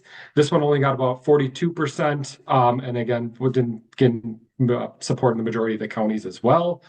And then finally, removing the 9 a.m. start time for starting hunting seasons. This is kind of an older regulation that we weren't 100% sure why it was there. It's tied mostly, we believe, to the pheasant season, and we wanted to know if people still supported that. So in certain instances, for certain species on start time in October, the season doesn't start till 9 a.m. However, other seasons start that same day that don't start at 9 a.m. and there's general hunting that can take place before that time. So we just wanted to see if the public still supported that 9 a.m. start time for those hunting seasons. So that's the results of our wildlife management spring hearing questions. And again, so wildlife staff will be discussing these results along with other potential rule proposals later this year. And if any of these to see if any of these will move forward. Next year for the spring hearings, we're anticipating doing a rule proposal, so you may see them as part of a scope statement. And with that, I'd be happy to answer any questions that you may have about our results. All right. Thanks, Scott. Any questions? Nope. Did a good job, and nice to see the responses that you got on that. Thank you very much. Thanks, Scott. All right, the next informational item is advising the board on the results of the fisheries management portion of the 2026 spring hearings agenda. Kari, are you available? I am. Good morning, Chair Schmidt Welcome. and Secretary Hinn. Thank you. I'm glad to be here. I'll just piggyback right off of Scott's presentation because we have basically the same intro. Our questions come from the Congress and department staff and their advisory this year. I'm Kari Lee Zimmerman, the Fisheries and Regulation and Policy Specialist. And if you want to go right to the next slide, Ashley. Our first 3 questions for fisheries management all had to do with the removal of various fish refuges. The first one was the Red Wing Dam, below the Red Wing Dam. That was supported both by the participants and also in the majority of the counties. The next one is the removal of the dam 300 feet below the Alma Dam, also supported by the participants, the majority of the participants in the majority of the counties.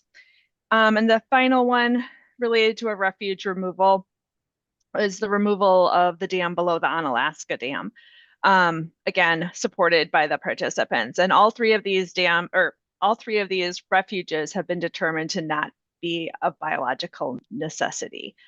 And then our final question that the Fisheries Bureau asked was related to a catch and release season for lake sturgeon following the harvest season on the Yellow Lake and Little Yellow Lake flowage areas in Burnett County. This was also supported by the participants and passed in the majority of the counties as well. So similar to Scott's, fisheries staff will be looking at these results and deciding whether or not to move them forward in an upcoming rule package that would be for the 2027 spring hearing. So happy to answer any questions you may have regarding these. Thanks, Kari. Are there any questions? Nope. Done good, Kari. Thank you so much. Thank you. Right. So the next item is the Wisconsin Conservation Congress Spring Hearing Advisory Question Summary and Convention Report. Paul. Welcome and thank you for being here, and congrats on your new position. I did bring copies of my testimony, just so that you can have a paper copy to take with you.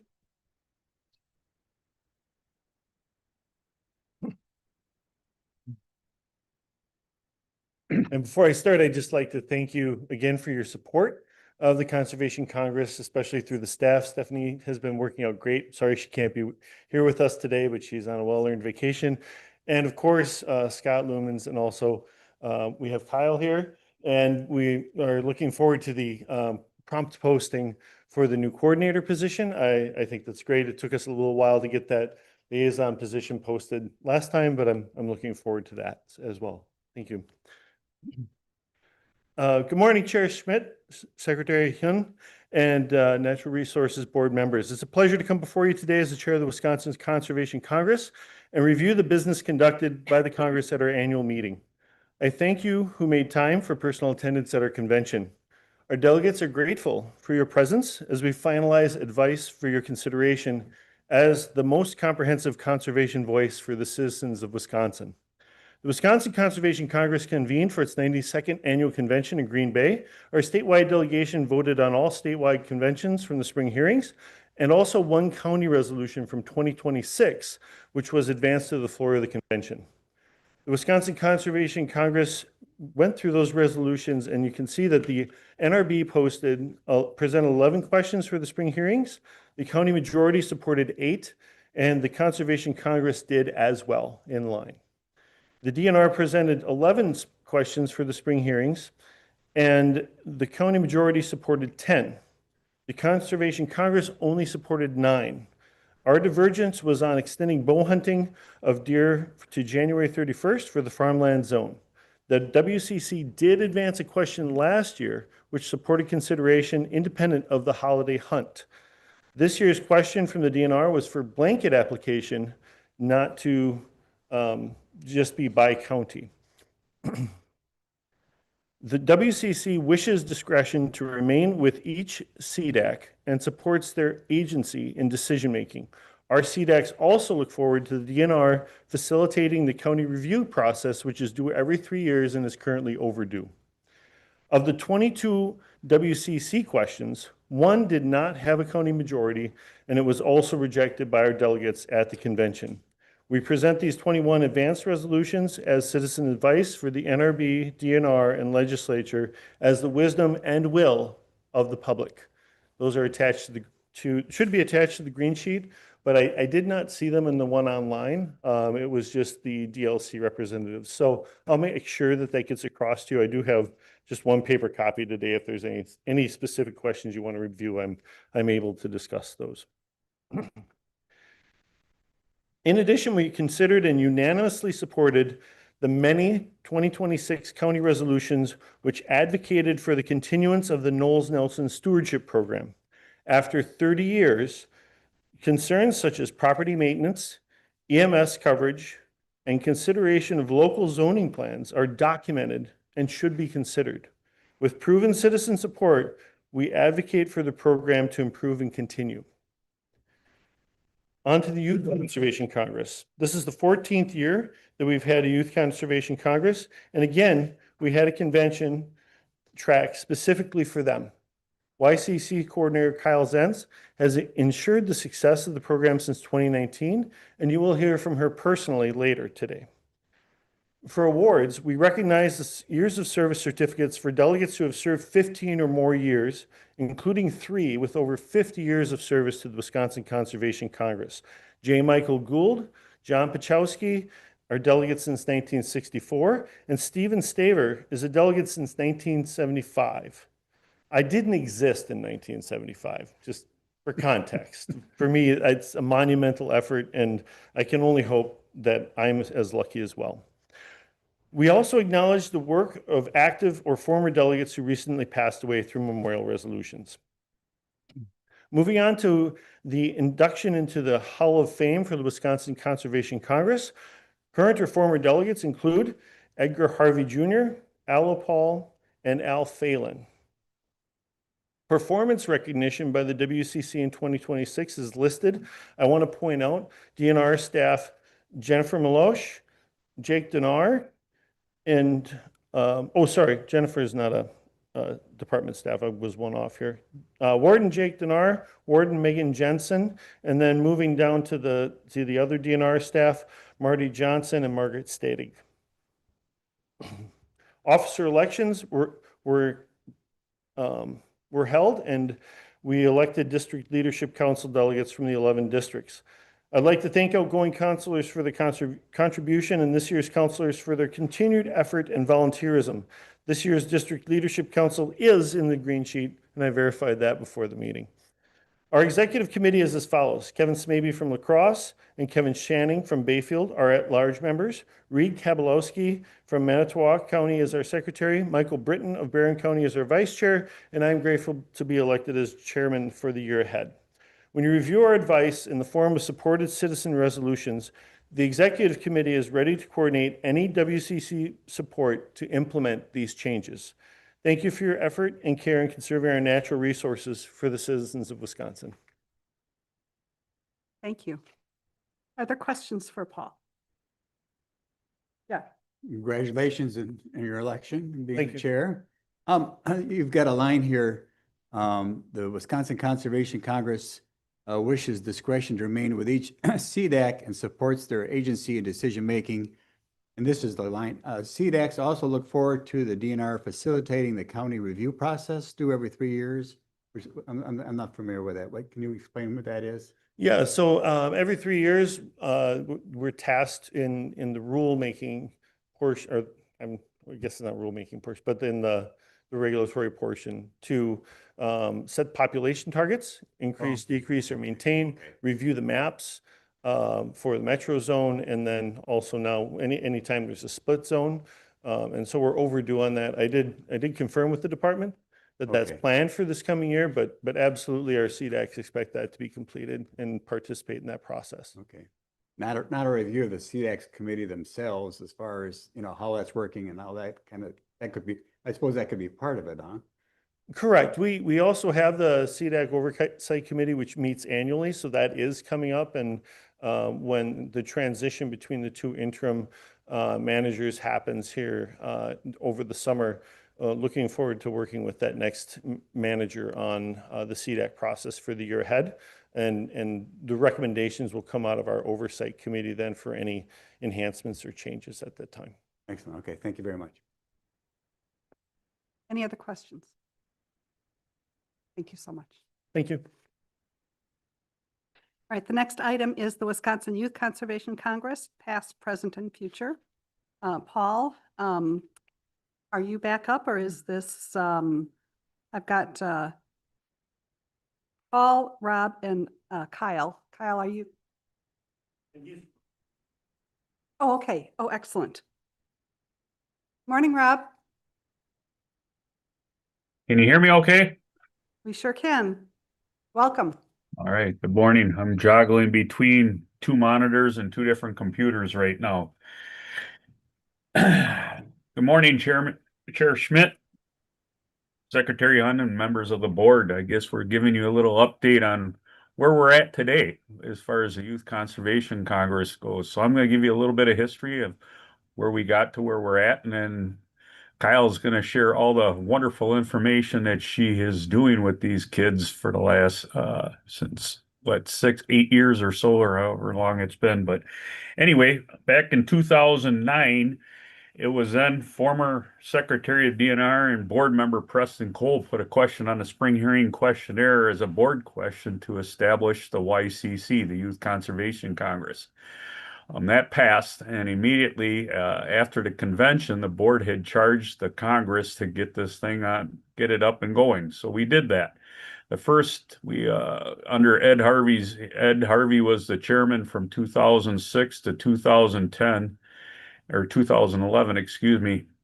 He had formed a ad hoc committee for the YCC to get this program up and going. And we spent the first 3 or 4 years talking about liability. And I came in as chair as 2011. I said, enough with the liability. Let the board and the department worry about the liability. Let's put a program together.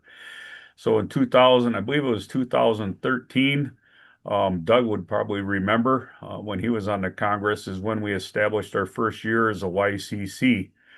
And we started out, I want to say we had about 6 or 8 kids that were involved that year, and it's grown quite a bit. And we were fortunate that when Preston came on as secretary, he found us a coordinator, and Kyle's doing an outstanding job. But where we're struggling with is finances. We have no money to run this, and right now we are running this program off a donation.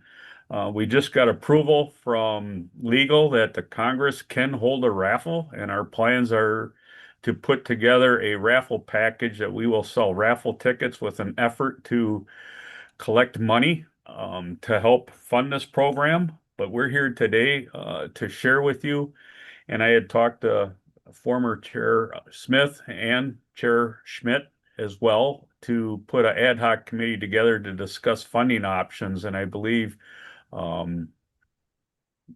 Rachel, you were offered that position. I believe Bill too. So we're hoping that within the next couple months that we can get those discussions going. But we need your help. We need funding for this YCC program. It's a great program. The initial thought was that we would include or get these kids to be delegates, but I don't know if that's necessarily the direction we should be doing. I think we should be looking for our next wildlife biologist. In my opinion, we should be creating our next wildlife biologist, our next forester, our next warden staff, because these kids are doing an outstanding job. And we got quite a few kids now that are in school for natural resources that served as youth delegates. With that being said, I'm going to let Kyle share all the exciting things that she's done since she's been here. Because she's doing an outstanding job, and we are grateful to have her. Thank you, Rob. Welcome, Kyle. Thank you. Good morning still, well, afternoon, whatever it is. Chair Schmidt, Secretary Hune, and members of the board. I'm Kyle Zenz. I'm the Youth Congress Coordinator. I'm very happy to be here today to share more about the Youth Conservation Congress. I also want to acknowledge Rob Bowman for your involvement with the YCC and for sharing background in those early days and his personal perspective.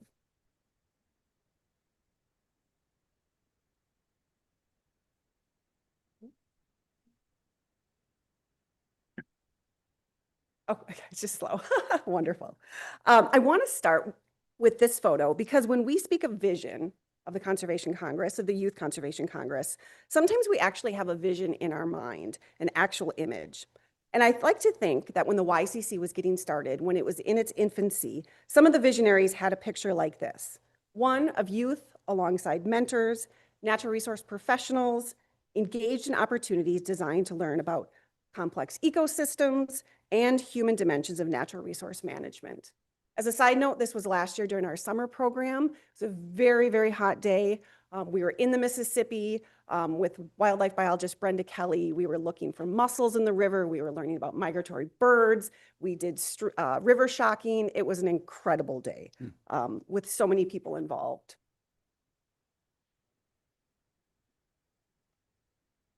Wrong way.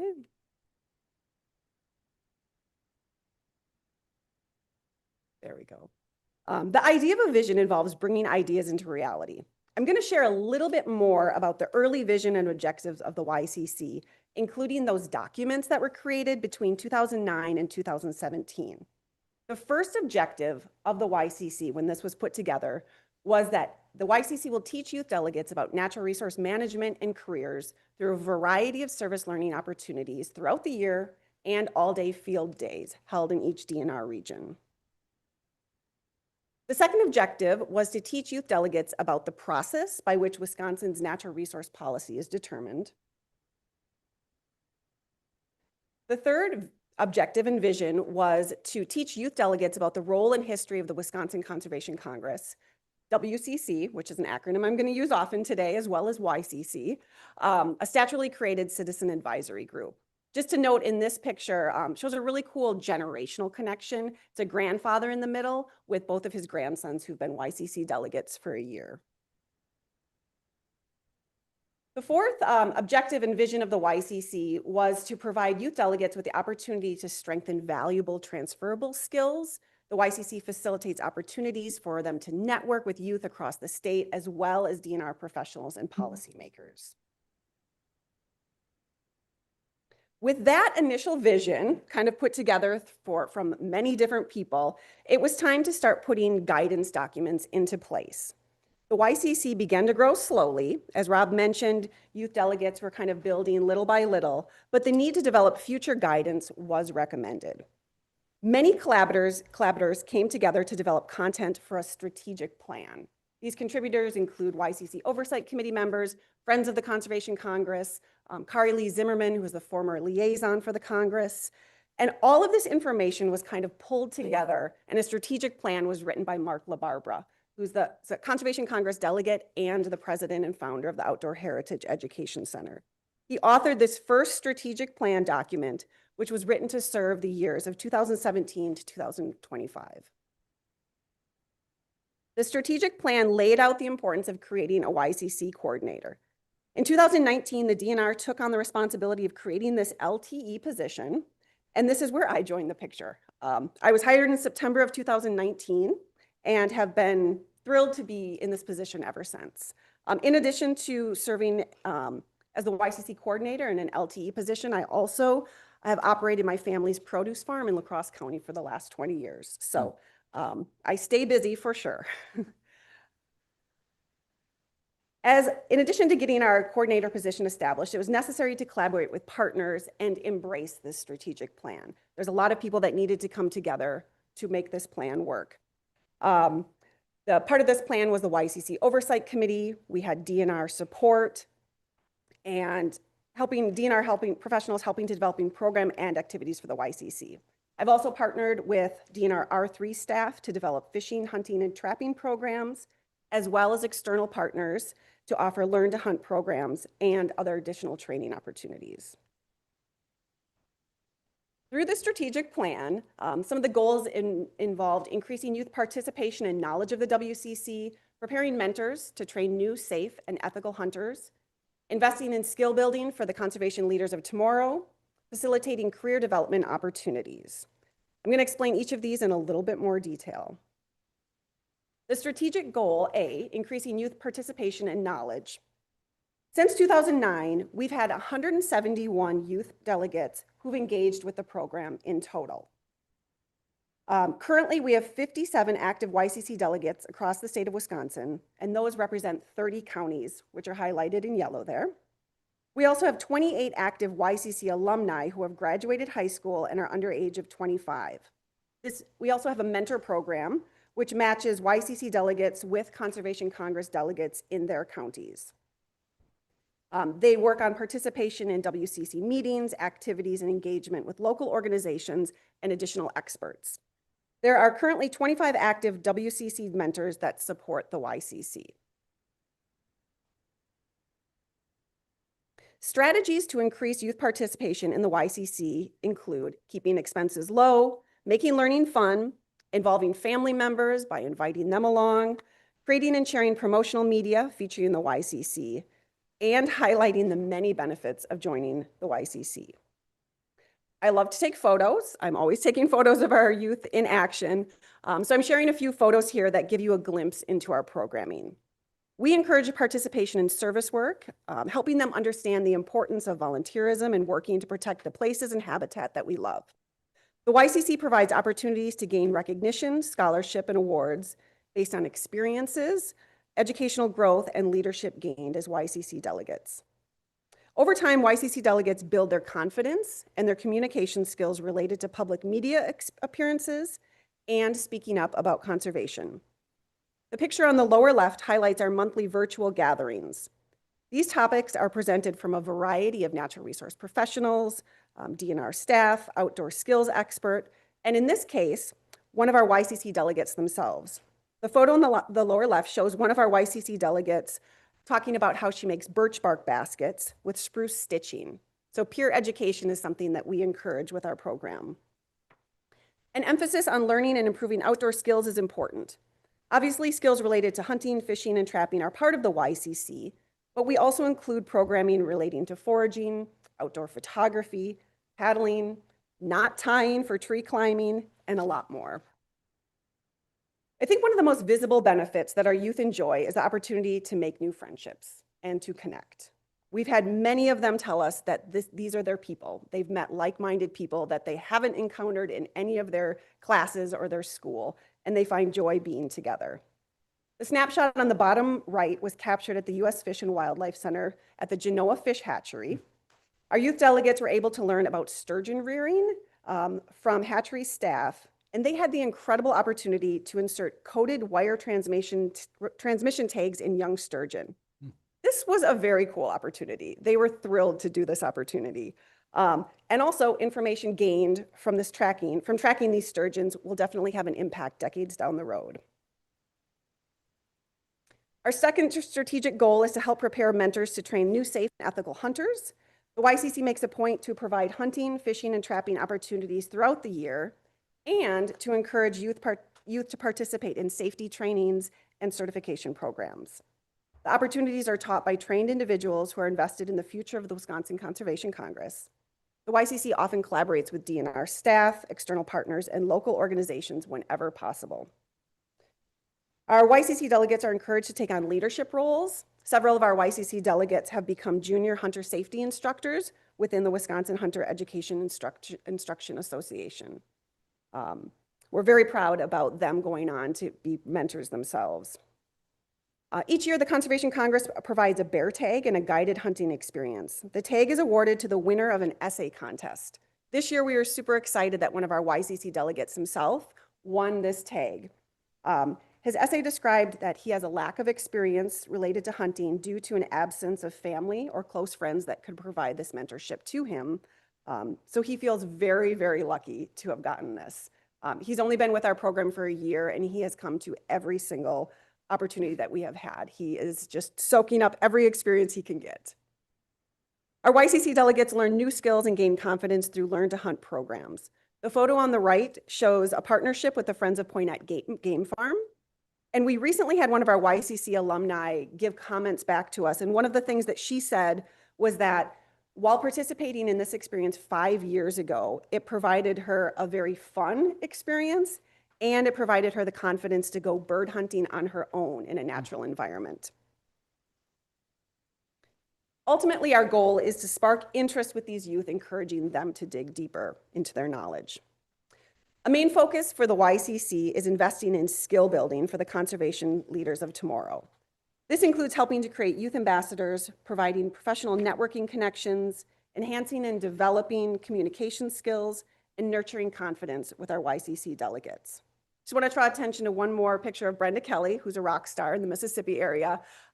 She spent so much time talking with our YCC delegates, encouraging them to consider natural resource careers, talking to them about her experience, and that really made an impact. Several of our delegates later that night just talked about how cool it was to make that connection with her. So staff that works with our program really does make a difference with these youth. Youth Conservation Congress delegates feel proud to serve their communities and are learning to engage and provide presentations and informational talks with others. One specific way that we encourage the youth to strengthen their voice is by encouraging them to submit spring hearing resolutions. The photo on the right is a youth in Portage County who wrote and submitted a spring hearing resolution, working with his mentor, working with DNR staff. He sought support by the biologists in his county as well. His resolution ultimately passed at the county level and in committee. Most YCC programs involve connecting with natural resource professionals. We provide a lot of different opportunities, and we facilitate career development chances. This is a strategy implemented throughout the year at the local, county, and state levels. We work with DNR staff across the state in a variety of disciplines to provide virtual presentations and direct experiences in the field. I always ask natural resource professionals to share their career paths. Sometimes these paths are linear, and sometimes they're not. Sometimes these paths meander, sometimes they change direction, or even start over completely. But I think it's extremely meaningful that the DNR staff share their direction and ultimately the way that they've come to gain these jobs that they currently have. They take time to share wisdom and their experiences. And I honestly believe that these interactions ultimately work to build trust between our youth delegates and department staff, which will be beneficial down the road. We finally come to the future of the YCC. Current momentum with the program is on course for continued expansion and engagement with YCC delegates. We focus on supporting conservation leaders will always be one of our highest priorities. The YCC committee continues to dream about the day that we will have YCC delegates in all 72 counties of the state. We can color that map in completely. So that's something that they definitely dream about and talk about in our program. As we continue to grow conservation leaders, we are proud that YCC delegates are attending schools for natural resource management, conservation law enforcement, and biology. This year, we had 15 YCC delegates graduate high school. 9 of them are headed onto programs that are in the biology field, conservation law enforcement, and natural resources. So that's pretty cool to think about all of them who are continuing their conservation leadership careers. However, for our YCC delegates who are not headed for a future career in conservation, we know that they've gained a strong and comprehensive natural resource management background, and we hope that they continue as confident and engaged leaders in their communities in the future. Looking towards the future of the YCC also means considering the future of the Wisconsin Conservation Congress.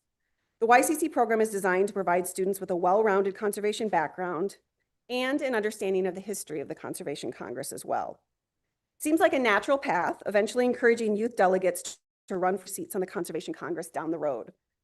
As of today, we actually have 3 former Youth Conservation Congress delegates who have current seats on the Conservation Congress. The picture on the far right, I don't know if any of you know Frank Pratt. He was a retired biologist up in Sawyer County. Frank sat on the Conservation Congress for a few years after he retired. And his mentee, Logan, Frank eventually gave up his seat and his mentee, Logan, joined the Conservation Congress in Sawyer County. So it's kind of a fun transition there with Frank. And Frank's been a huge proponent of the YCC and youth education in general.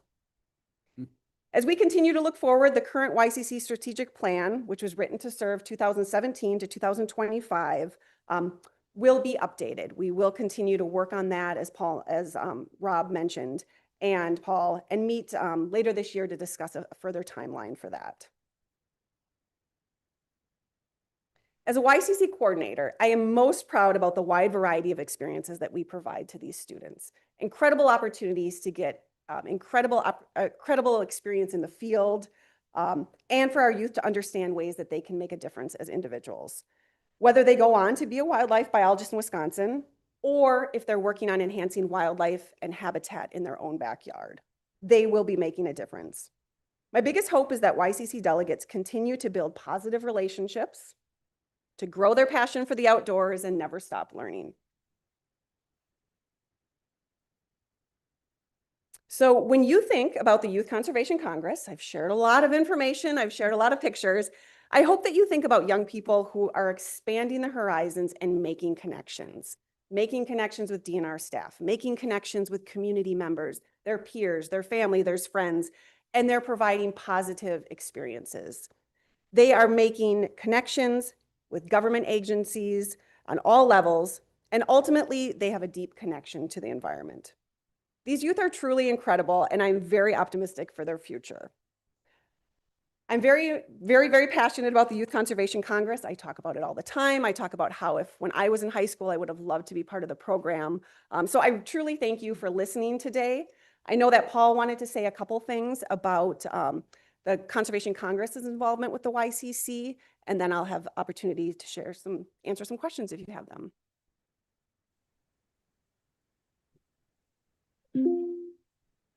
Just very briefly, I wanted to reiterate that the Conservation Congress strongly supports our support of the YCC moving forward. And in the second half of this year, we look forward to building a new strategic plan to replace the one that is now expired.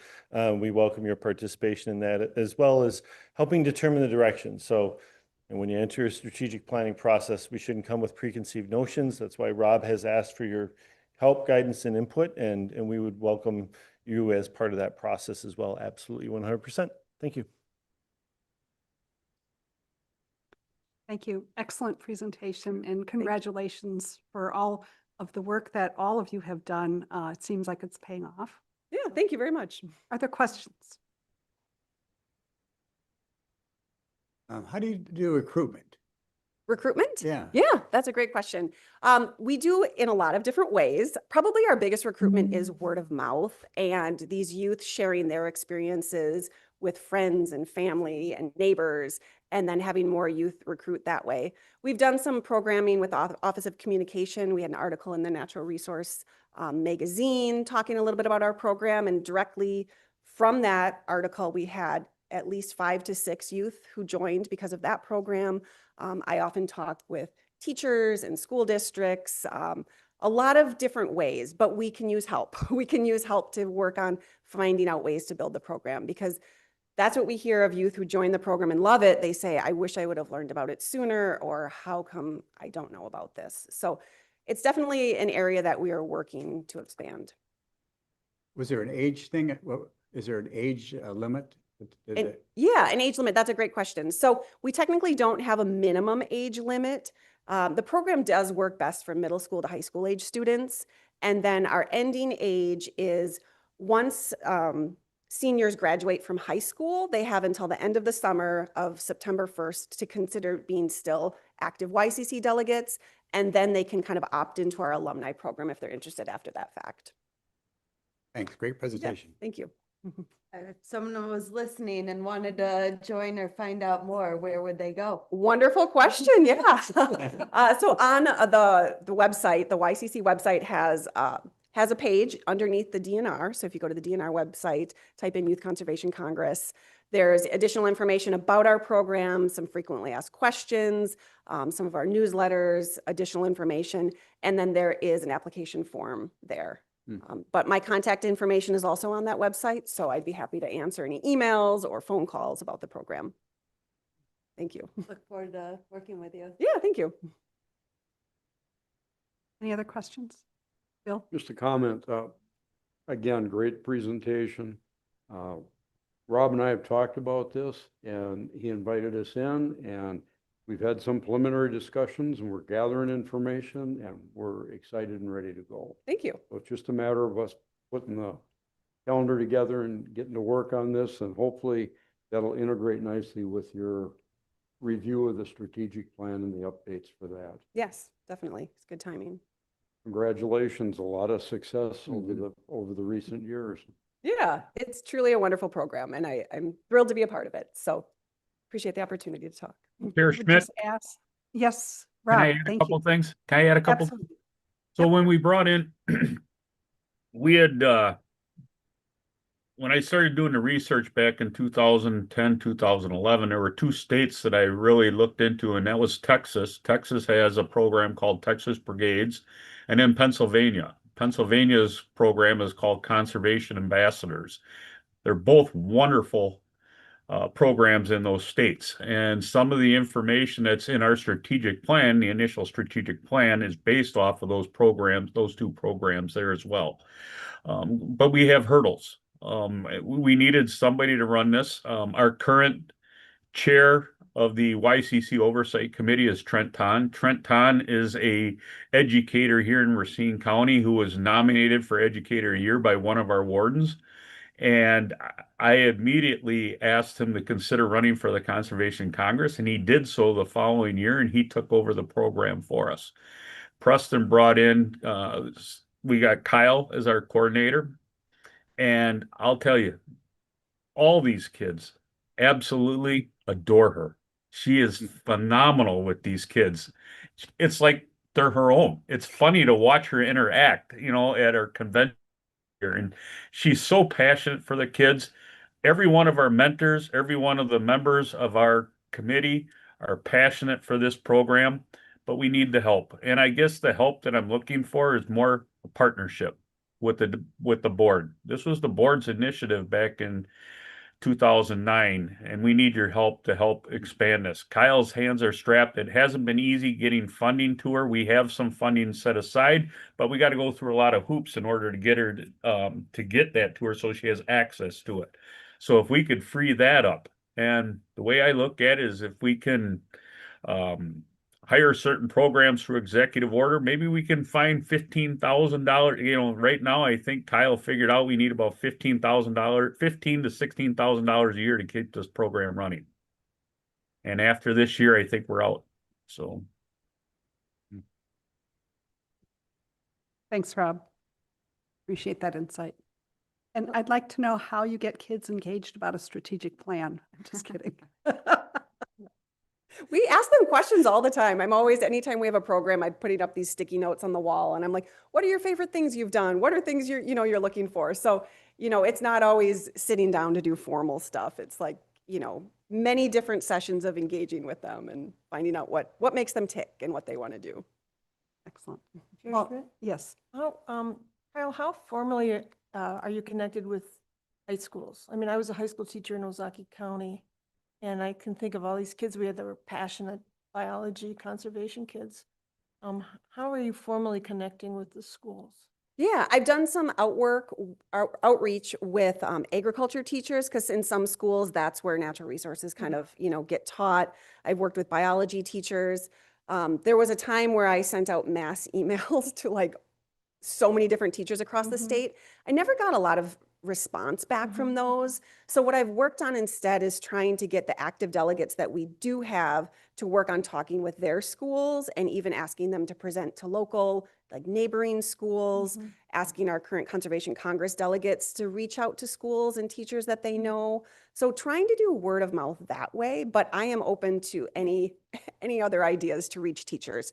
I love teachers, and I think that a lot of times they just aren't getting the information, and I don't know always what the best avenue to get that to them I'd be is. happy to help in Ozaukee County. Thank you. Yeah. Bonus points for being here, right? Any other questions? Thank you so much. We I really appreciate it. Thank you. Everything both you and Rob have done, and appreciate Bill Smith and Rachel for helping them in the future. So excellent. Thank you. Thanks, Paul.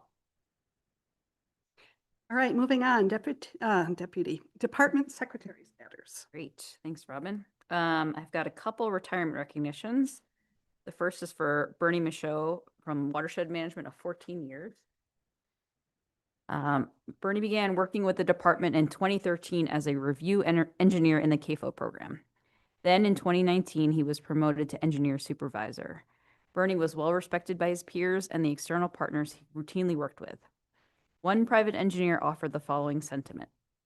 There are a number of things that have positively impacted me working with Bernie over the years, but I think I most appreciate the positive leadership he brought to regulatory issues to help everyone win. We can do great things, all with different perspectives and opinions. We just need to constructively communicate with each other, and Bernie did just that. We're grateful for Bernie's positive leadership and wish him the best in retirement. And the second is Edward McCann, Division of Public Safety and Resource Protection, Bureau of Training of 26 years. Lieutenant Ed McCann began his DNR career as an LTE park ranger at Devil's Lake State Park. During his years with the department, he served as a field warden in both the Fond du Lac and La Crosse stations. Ed also spent time serving as a special investigative warden. He concluded his DNR service as the recruit warden supervisor, where he played a key role training and mentoring new conservation wardens at the Law Enforcement Academy. We're grateful for Ed's dedicated service, leadership, and commitment to conservation law enforcement and wish him the best in retirement. I'm going to not formally ask for approval, which I think I've awkwardly done in the past, but it's just really wonderful.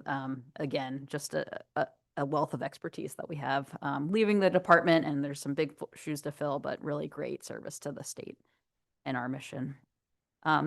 Part B is, are there, on the real estate transactions, are there any questions on any of the real estate transactions? Okay, great. And the last thing, just my closing remarks. I'll just mention quickly, sorry, I'm trying to pull up this email, particularly to Debbie's comment in the public comment period on the link between natural resources and outdoor recreation. That is a really important point that you've made. And something that we have been working on really with a lot of prioritization. There's actually this separate account in the Bureau of Economic Analysis that's run out of the U.S. Department of Commerce that has an outdoor recreation account. I think that was set up maybe a decade ago. And we actually pull data from that on an annual basis here in the state. So I just wanted to report on a different press release just that came out earlier this year from the governor's office that talked about the link between outdoor recreation and the economy. It contributes about $12 billion to Wisconsin's GDP, which is up 3.8% this year. 100,000, more than 100,000 jobs supported, which is up by 1.6%, and 5.7 billion in employee compensation, so up by 5.3%. So that's for outdoor recreation alone in the state, which is really significant. And to see those increases in a year where there's economic decline is pretty impressive. And we just to mention, we have a really strong relationship with the Outdoor Recreation Office and the Department of Tourism. I talk regularly with Secretary Sayers. We have a really strong partnership, especially promoting a lot of the properties that the DNR owns and getting people like one of the cool ones this year was we had University of Wisconsin athletes go out to some of our park properties and do like some little videos that were really great to just promote some of the places that we own and manage. And the last thing I'll just mention is just as it relates to this trip here is that I think you can see, especially in places like Jackson County that are really dependent on outdoor recreation. So a lot of the properties that we own and manage, a lot of the resource that we own and manage, a lot of the partnerships that we maintain and invest in are really dependent on this outdoor recreation economy. So there's just such an importance there. And so it was a really good point that you brought up and appreciate that. And the last thing I'll just say is thank you for coming out. I think going into the field is really important for all of us, myself included. Just really appreciate, again, the staff and all the time that was put into making these 2 days happen. It's an incredible amount of work, but I think it's incredibly valuable for us to see that work happening on the ground to actually fulfill the mission of the DNR. So I'll turn it back to you, Robin. Thank you. And we will move on to board members' matters. Jeff, you are first on our list. Okay, I think I'll keep my comments short. I also like to thank the West Central for pulling off a great tour and well organized, lots of information, and they kept us all on time. That's a task right there. Huh? I think I'm just gonna end my comments by just saying I think I'm gonna do a little bit of more in-depth dive into CDAC and how it's working and we got some reviews coming up and how we might be able to provide them better tools. I mean, I heard a little bit of talk about the tool of the survey that goes out, and it's really not a survey, it's kind of a thing, and how maybe that can be improved more. I think since we're putting so much trust into those committees. When they make their recommendations, last year was Grant County, this year it's Buffalo County, and I don't know if we can improve that whole scenario, it'd be great. So I think I'll take some time this month and make some calls and just see, if nothing else, just get myself better informed on how the whole process works. So thanks. Bill, you're next. Well, I too want to share everyone's appreciation for the last couple of days, that time in the field and the opportunity to meet with local leaders, local staff.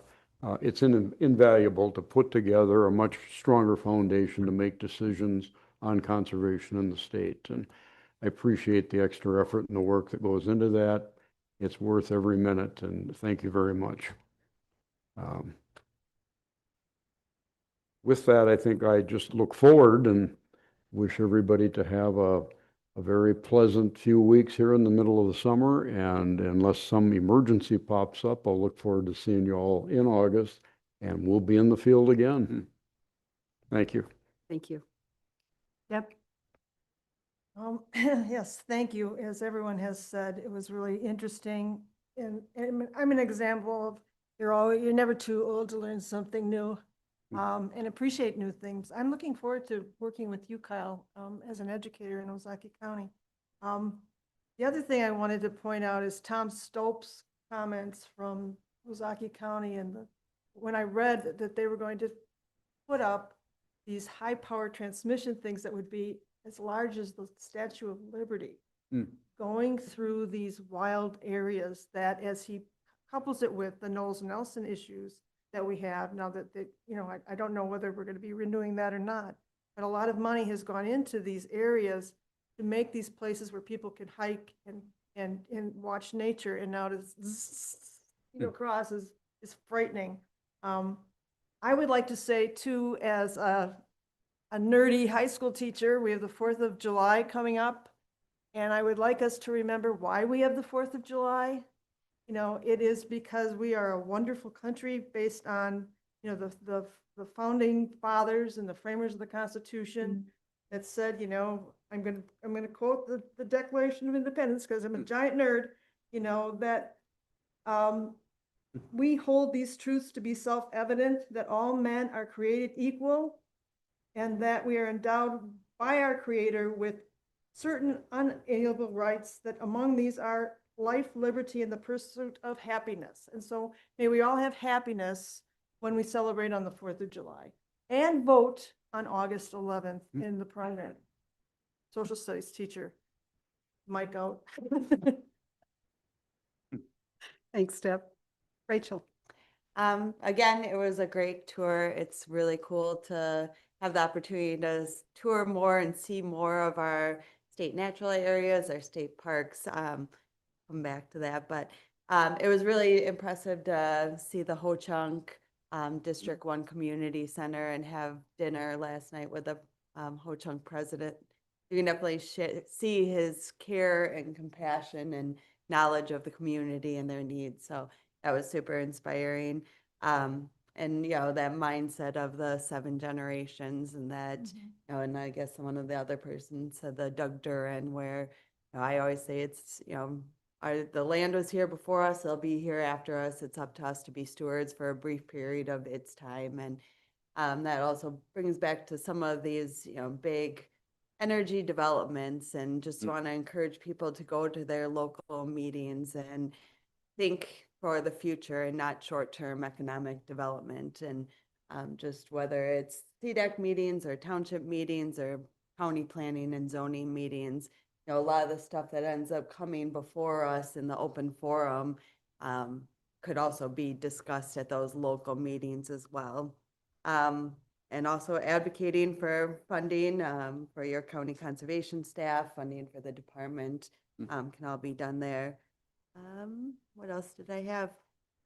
Yeah, and then going out to the state parks, you know, getting your state park pass and using that as a passport. And every time I go to a new one, even if it's just to swing by for 15 minutes because I've got my state park pass, it always feels like a free ticket and an honor. And so just encouraging people to check out more of those. From an egg standpoint, I'm continuing to work with Jeffrey Volz and the Interagency Water Quality Task Force, and have appreciated their really persistent engagement with the stakeholders in the egg community. So I know they're doing another follow-up event on July 29th and 30th for department staff. I think there's about 200 department staff that are getting together and kind of learning about this intersection of agriculture and water quality that's so important for our health, for our tourism, for you know, our industry as a state. So get out to the parks. Thanks, Rachel. I want to also make sure that we keep on the forefront what we heard during this tour, that, you know, we are missing opportunities with absence of a stewardship program. And those opportunities sometimes are once in a lifetime. So I really hope that folks communicate that with their legislative leaders about how important it is to maintain funding for those partnerships that we have and for the protection of the lands that people care so much about. Again, thank you everyone for all your work. Thank you to the board members for participating actively in the tour. I also think that it's really important for locals to see that we care about what's going on in their communities. So not only do we learn about what the department's doing, but also we are then a presence in the community, and they know that that we care about what's going on in the areas that we visit. So it's sort of a win-win, and I really think it's important. And I know it's a lot of time and money, but thank you for continuing to do that. And I think that's all I have. So do I have a motion to adjourn? Make the motion to adjourn. Second. Second, all in favor, say aye. Aye. We are adjourned. Thank you, everyone. Thank you. What did you do?